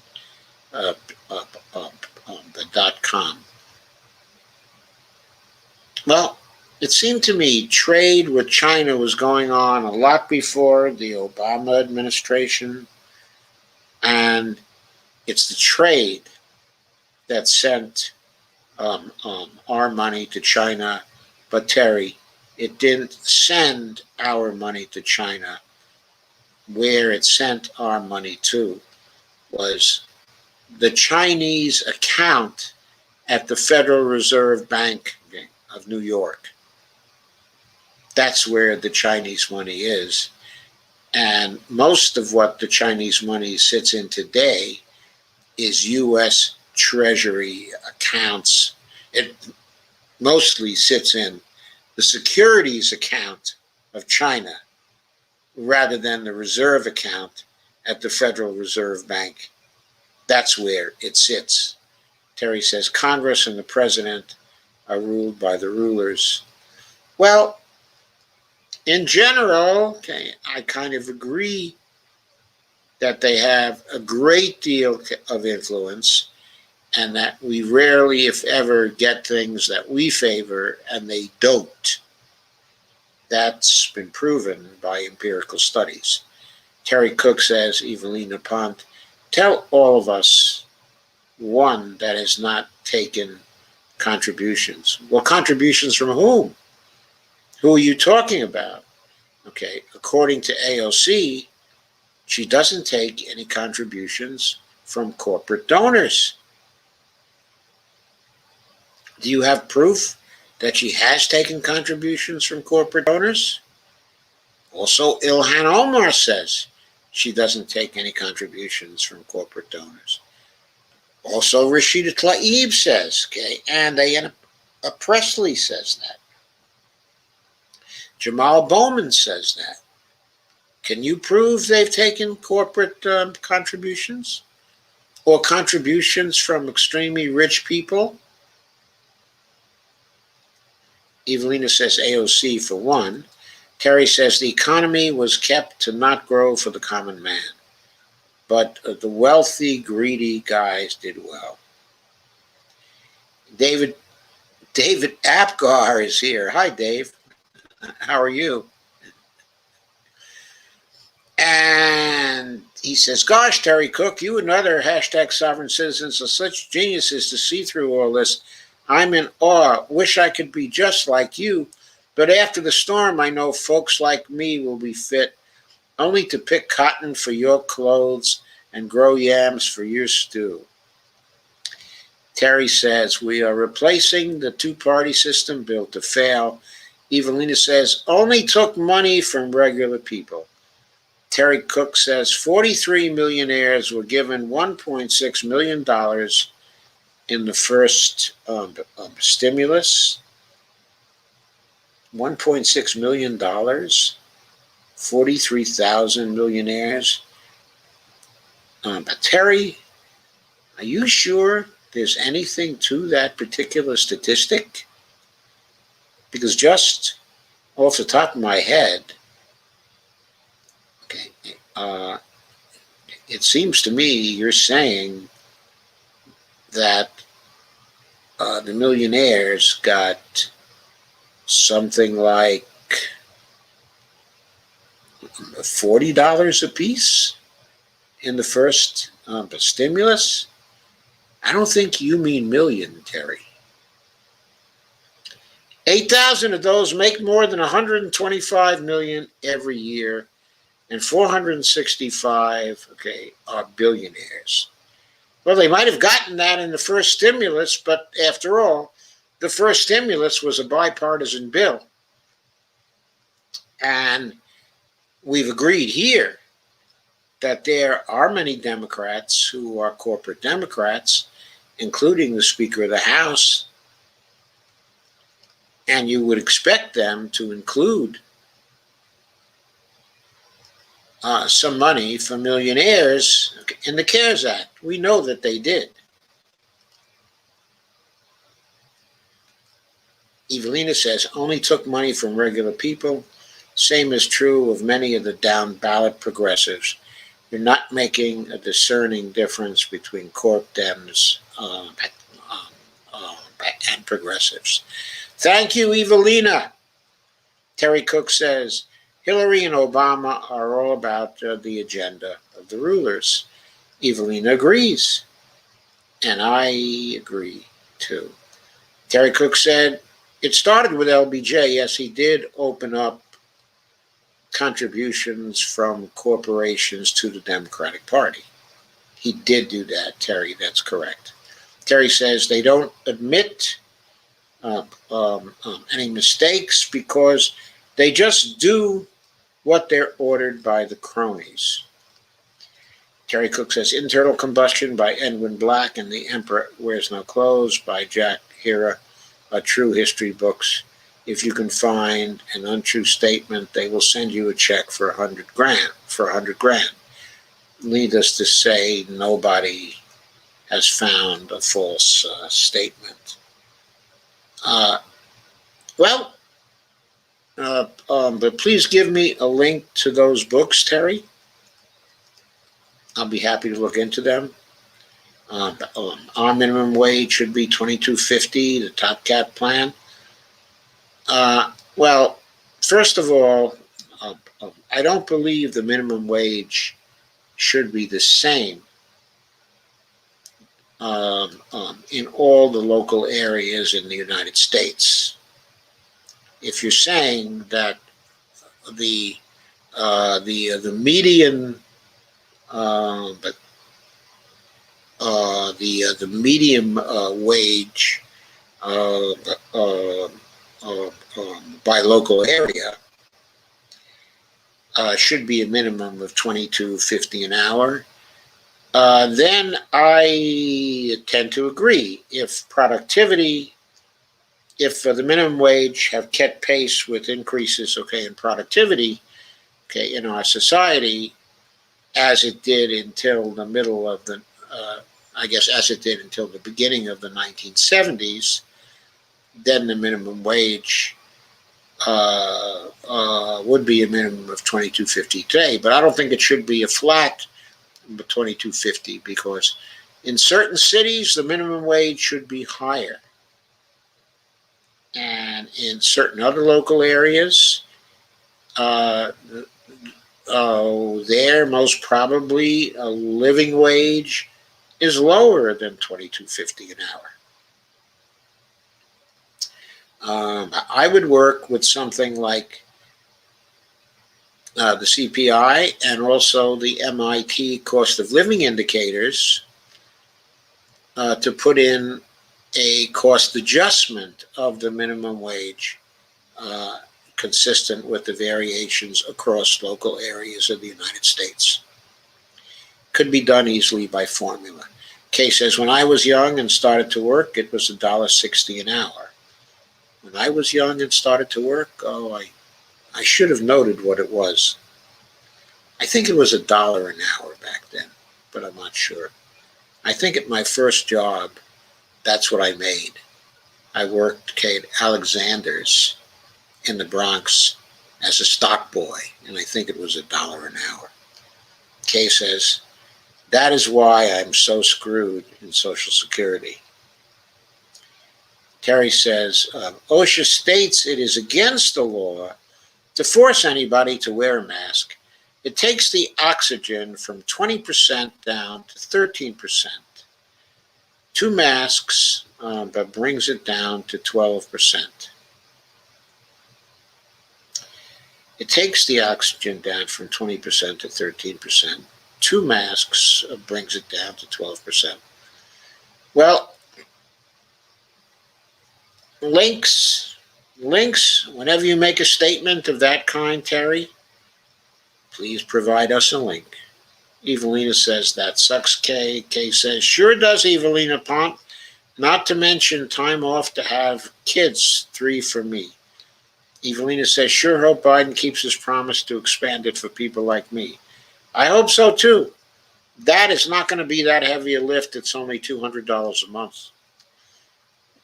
And Kay says, there was a younger congressman in Tom Hartman today for an hour town hall. He was all for expanding Social Security. He's 44. Who was the younger congressman? And Steve Gonzalez says, Wednesday night, Wyoming Republican Representative Liz Cheney survived a secret ballot vote in the House GOP caucus, allowing her to keep her position as third highest ranking member of its leadership. Only 61 Republican members voted to remove her from her leadership role, with 141 in favor of her staying in place, alternate. That, okay, is very interesting. It's very interesting that they held a secret ballot, because if they had held an open ballot, she probably would have lost. Kay says, I think the secret ballot worked for her. Evelina says, looks like it, laugh out loud. Steve Gonzo says, now Liz Cheney is officially the Elizabeth Warren of Dick Cheney's. Cheney, by the way, is spelled Cheney apostrophe S. In that instance. Bernie spoke in the Senate today for almost 30 minutes, saying they don't want to cut any of it. Well, that's good, but what he should say is, we do want to increase the amounts of the checks to $2,000. Sandy says, we usually spend ours on insurance. Yeah. On the fire sector. Everything is spent on the fire sector. Steve Gonzo says, Biden defense secretary orders, quote, pause of operations while military roots out domestic extremists. Kay says, I spent half of mine on glasses so I can see. Barbara Wernick says, 1,400 just to remind us it's a gift. He already lost voters. Yeah, it's a gift to the Republicans. He already lost voters by saying 1,400. And by taking so damn long to get them to $2,000. He should have had a bill ready, a $2,000 check bill ready. The minute he walked into the presidency, he should have sent it over to the House, okay, for passage. It should have been gotten to the floor of the Senate as quickly as possible, certainly by now, and the Republicans should have been dared to vote against it. And Joe Manchin, too, whether he liked it or not. Evelina says, inside of the military. Kay says, People's Party got on the ballot in California now. That is wonderful news. That is wonderful news. So happy. Kay says, yes, it is great news, Evelina. Steve Gonzo says, Schumer has announced longtime Senate aide Sonsaria Ann Berry will serve as the 35th Secretary of the Senate, effective March 1st, 2021. Berry will be the first African American and 8th woman to serve in the position, which was created in 1789. Historic. Kay says, I listened to a program today for DC statehood too. Very good. Hope we do that. Evelina says, about time. Kay says, yes, I saw you like that. Did you watch or listen to it? Evelina said, don't know about Ossoff. Didn't he get money from AIPAC? He probably did. Evelina. Kay says he might have, as he is a Jew, Evelina Pont. Well, a lot of people get money from AIPAC, whether they're Jewish or not. I'm sure Nancy Pelosi gets money, okay, from AIPAC, and there ain't anything Jewish about Nancy Pelosi. Evelina says, that's no excuse. Kay says, I know, Evelina. Don't know if he did for sure. Just saying. Kay says, sure hope we get Nina. We need her badly there. Steve Gonzo said, the courts cannot find hashtag Kyle Rittenhouse. Prosecutors now want his bond for charges in 2 homicides raised. They can't find Kyle Rittenhouse. That's awful. Well, looks like old Gringo is going to be here pretty soon. I scrolled down too fast.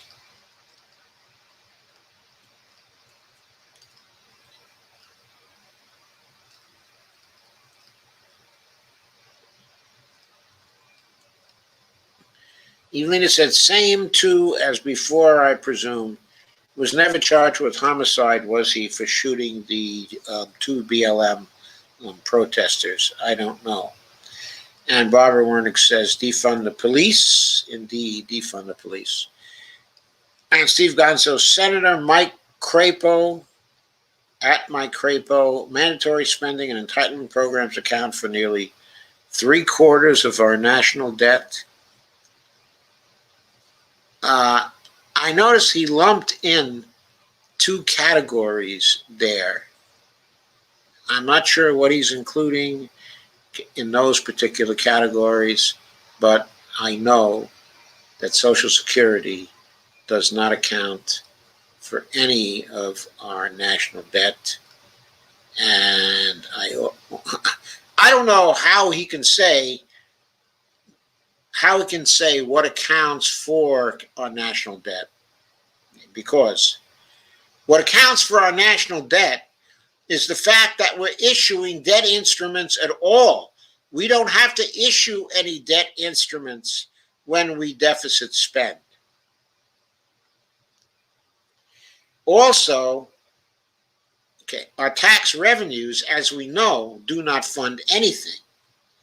But the point is, in any case, tax revenues are not applied to particular expenditures. If you look at the Social Security Trust Fund now, it is still in surplus to the tune of something like $2.8 trillion. So how can it account for 3/4 of our national debt and continue running unchecked and on autopilot? I support measures to reform these programs as well as efforts like this balanced budget. Mike Crapo is full of crapo, obviously. Old Gringo says, wow, I just woke up about 15 minutes ago and just now saw this. My schedule has been wrecked lately. Sorry to hear it, old Gringo. AOC is not bought, and ivermectin is only effective at the very beginning of COVID infection. That is per one of the doctors I listen to, on YouTube. And Barbara says, WTF is a Freemason. And Steve says, Steve gives a link, returntonow.net. Thank you, Steve. Gonzo. Hemp batteries are 8 times more powerful than lithium, scientists discover. That's great. That's great. I got to read that. And Lyndon B. Johnson was initiated but completed only the first of the 3 Masonic degrees and thus was not a true member. And while Ronald Reagan never formally became a Mason, he was said to be an honorary member, and he participated in a number of events that were associated with the Grand Lodge of Washington, D.C. George Washington was a Freemason. There is no evidence that Bill Clinton, George W. Bush, and Barack Obama are Freemasons. But what's the difference? George Washington was a Freemason. There's a Masonic temple in Alexandria, Virginia.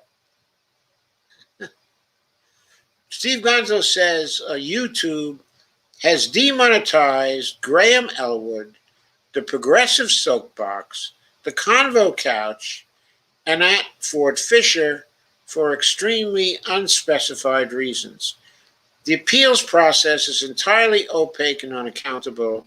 They could be left demonetized for months or forever with no explanation. Barbara Wernick said, who are the Freemasons?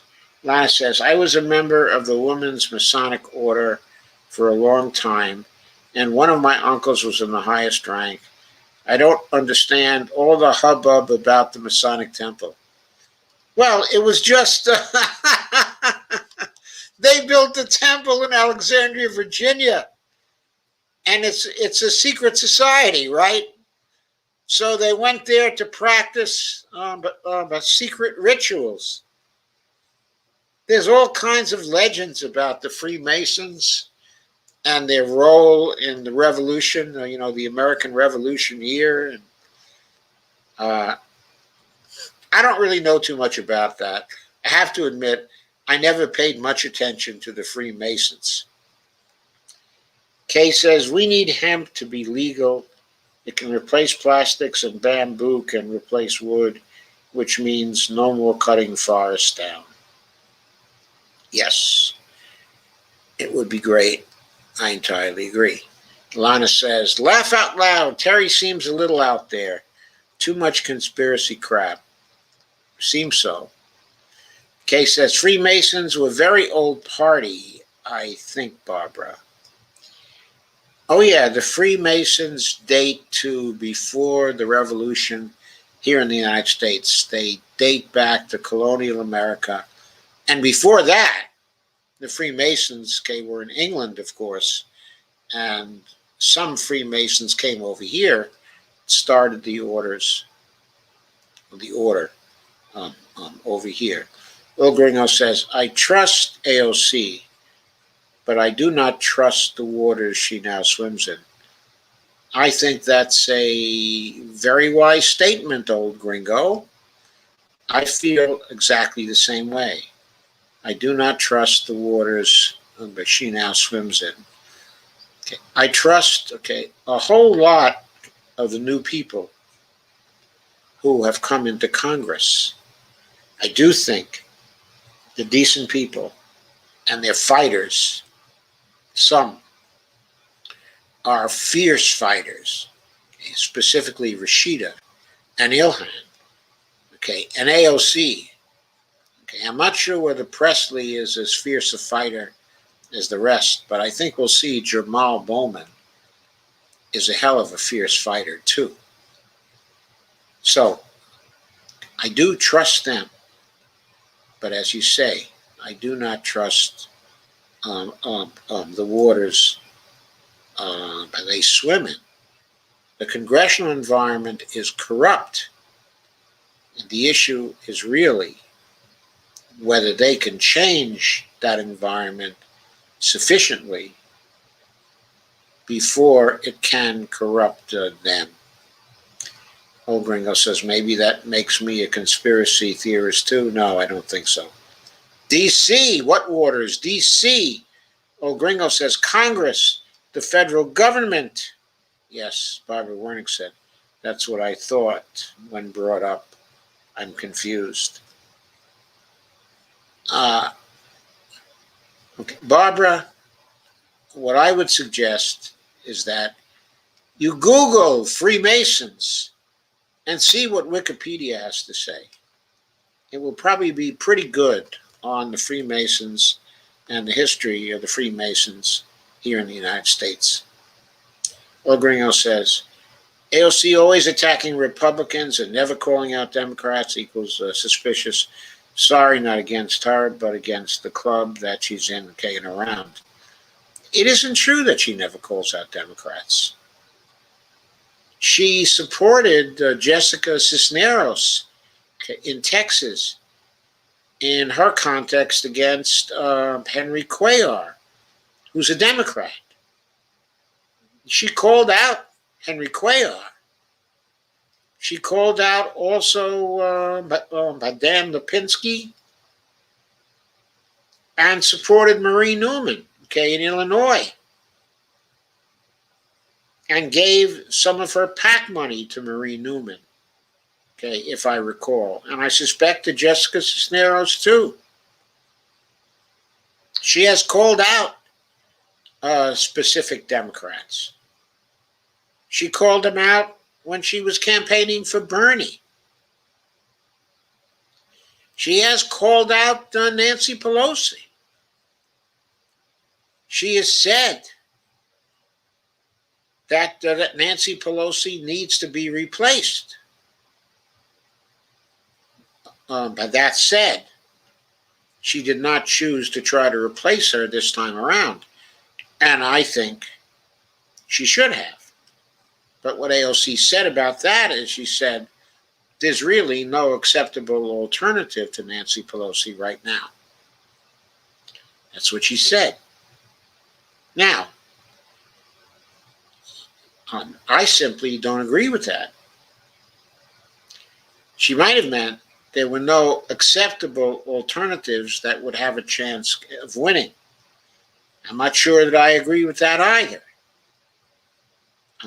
I think Debbie Dingell would have been an acceptable alternative.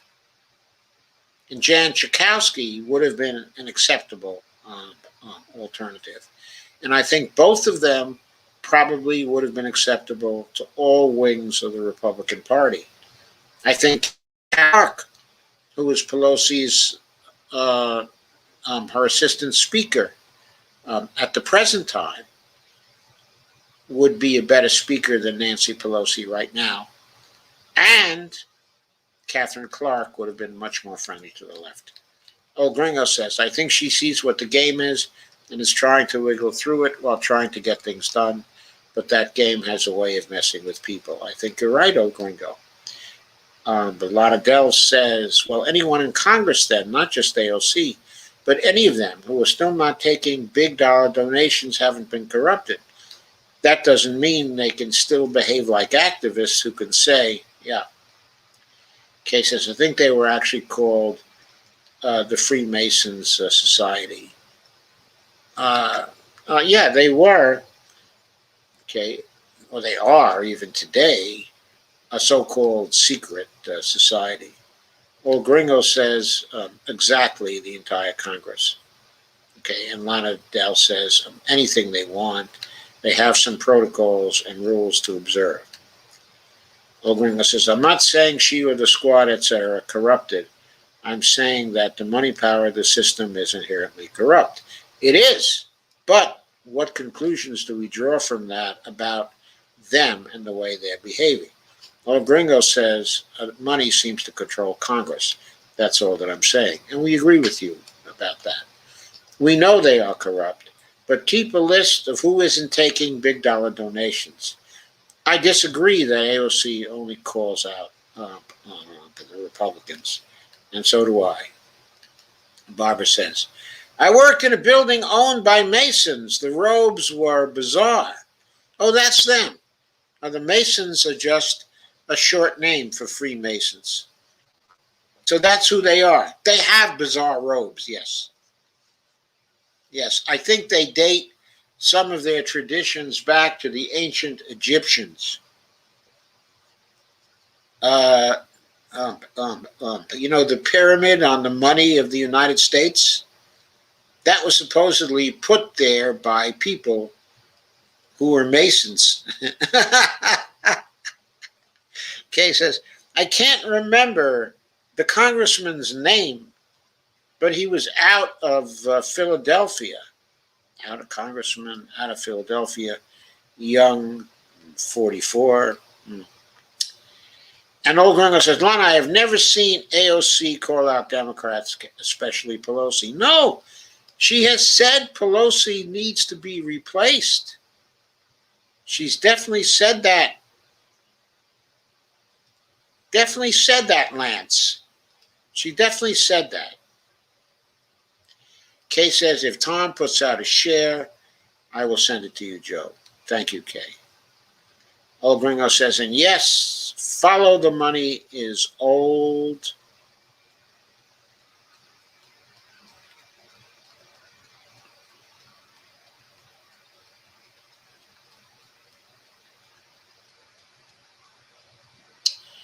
And good advice, yes. Lana says, maybe not recently due to all the chaos, but she has. Yes, she has. Agreed, Lana. Lana says, there is way too much expected of AOC and way too hypercriticism of her. She's only been in office 2 years, and we are so lucky to have her.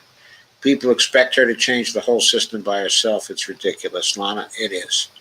All I know is that we need a government of action to fight for working families.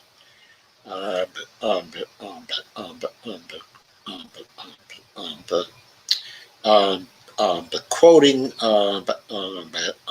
Caleb Mopan, old Gringo says, I do not expect AOC to change the system within 2 years, nor to change it by herself.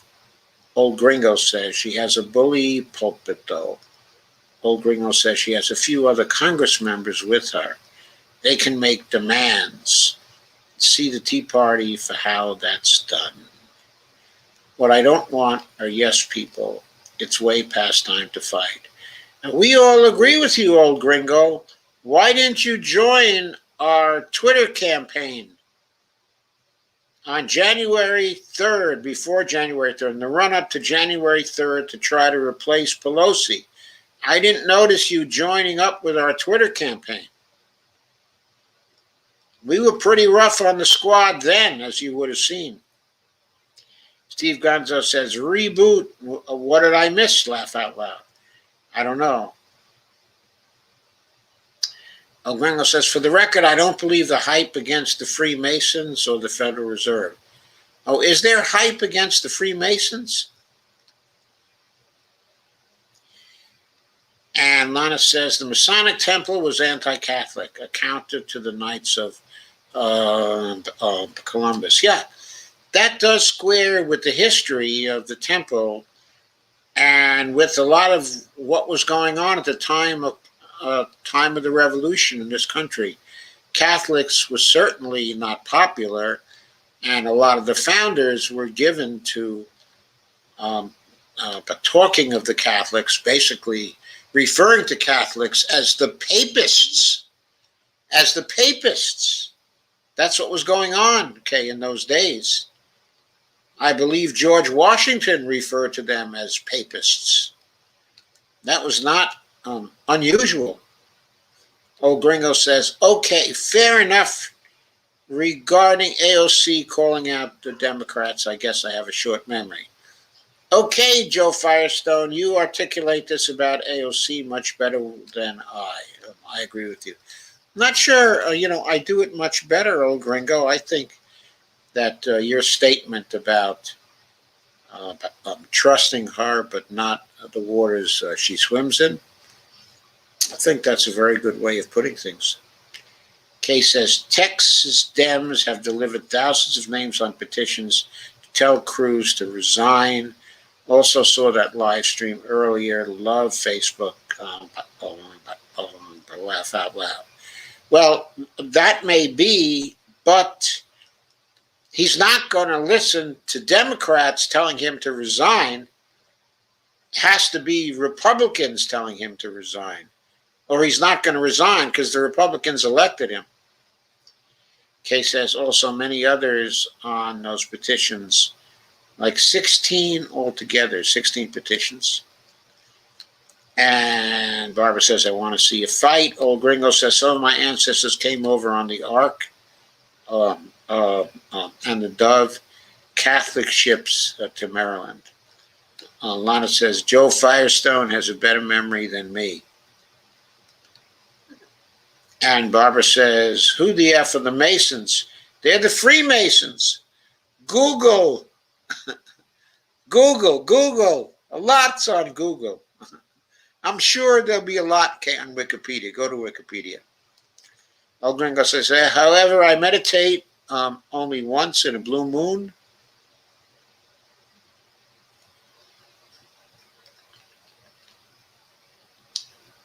I don't attend church. Well, old Gringo, I am highly secular myself. Very, very secular. Steve Gonzo says, House approves budget resolution for relief package without Republican support. Yeah, that's the resolution, the reconciliation resolution. It's a budget It's a budget resolution, a joint resolution of both houses of Congress, which is the first step in moving to reconciliation. Kay says, number 16, GOP in the government. Barbara Wernick says, but who? And I have now come to the end. So, thank you for coming, and thank you for attending. And it seems to me, an interesting and very happy night. We hope right now that the Biden administration is not moving seriously off the path, because we hope for its much greater success than the Obama administration has. They claim to have learned some lessons. Let's see if they've learned enough to make a difference in the life of most Americans. And with that, I will end. Also, Dolores says, but who?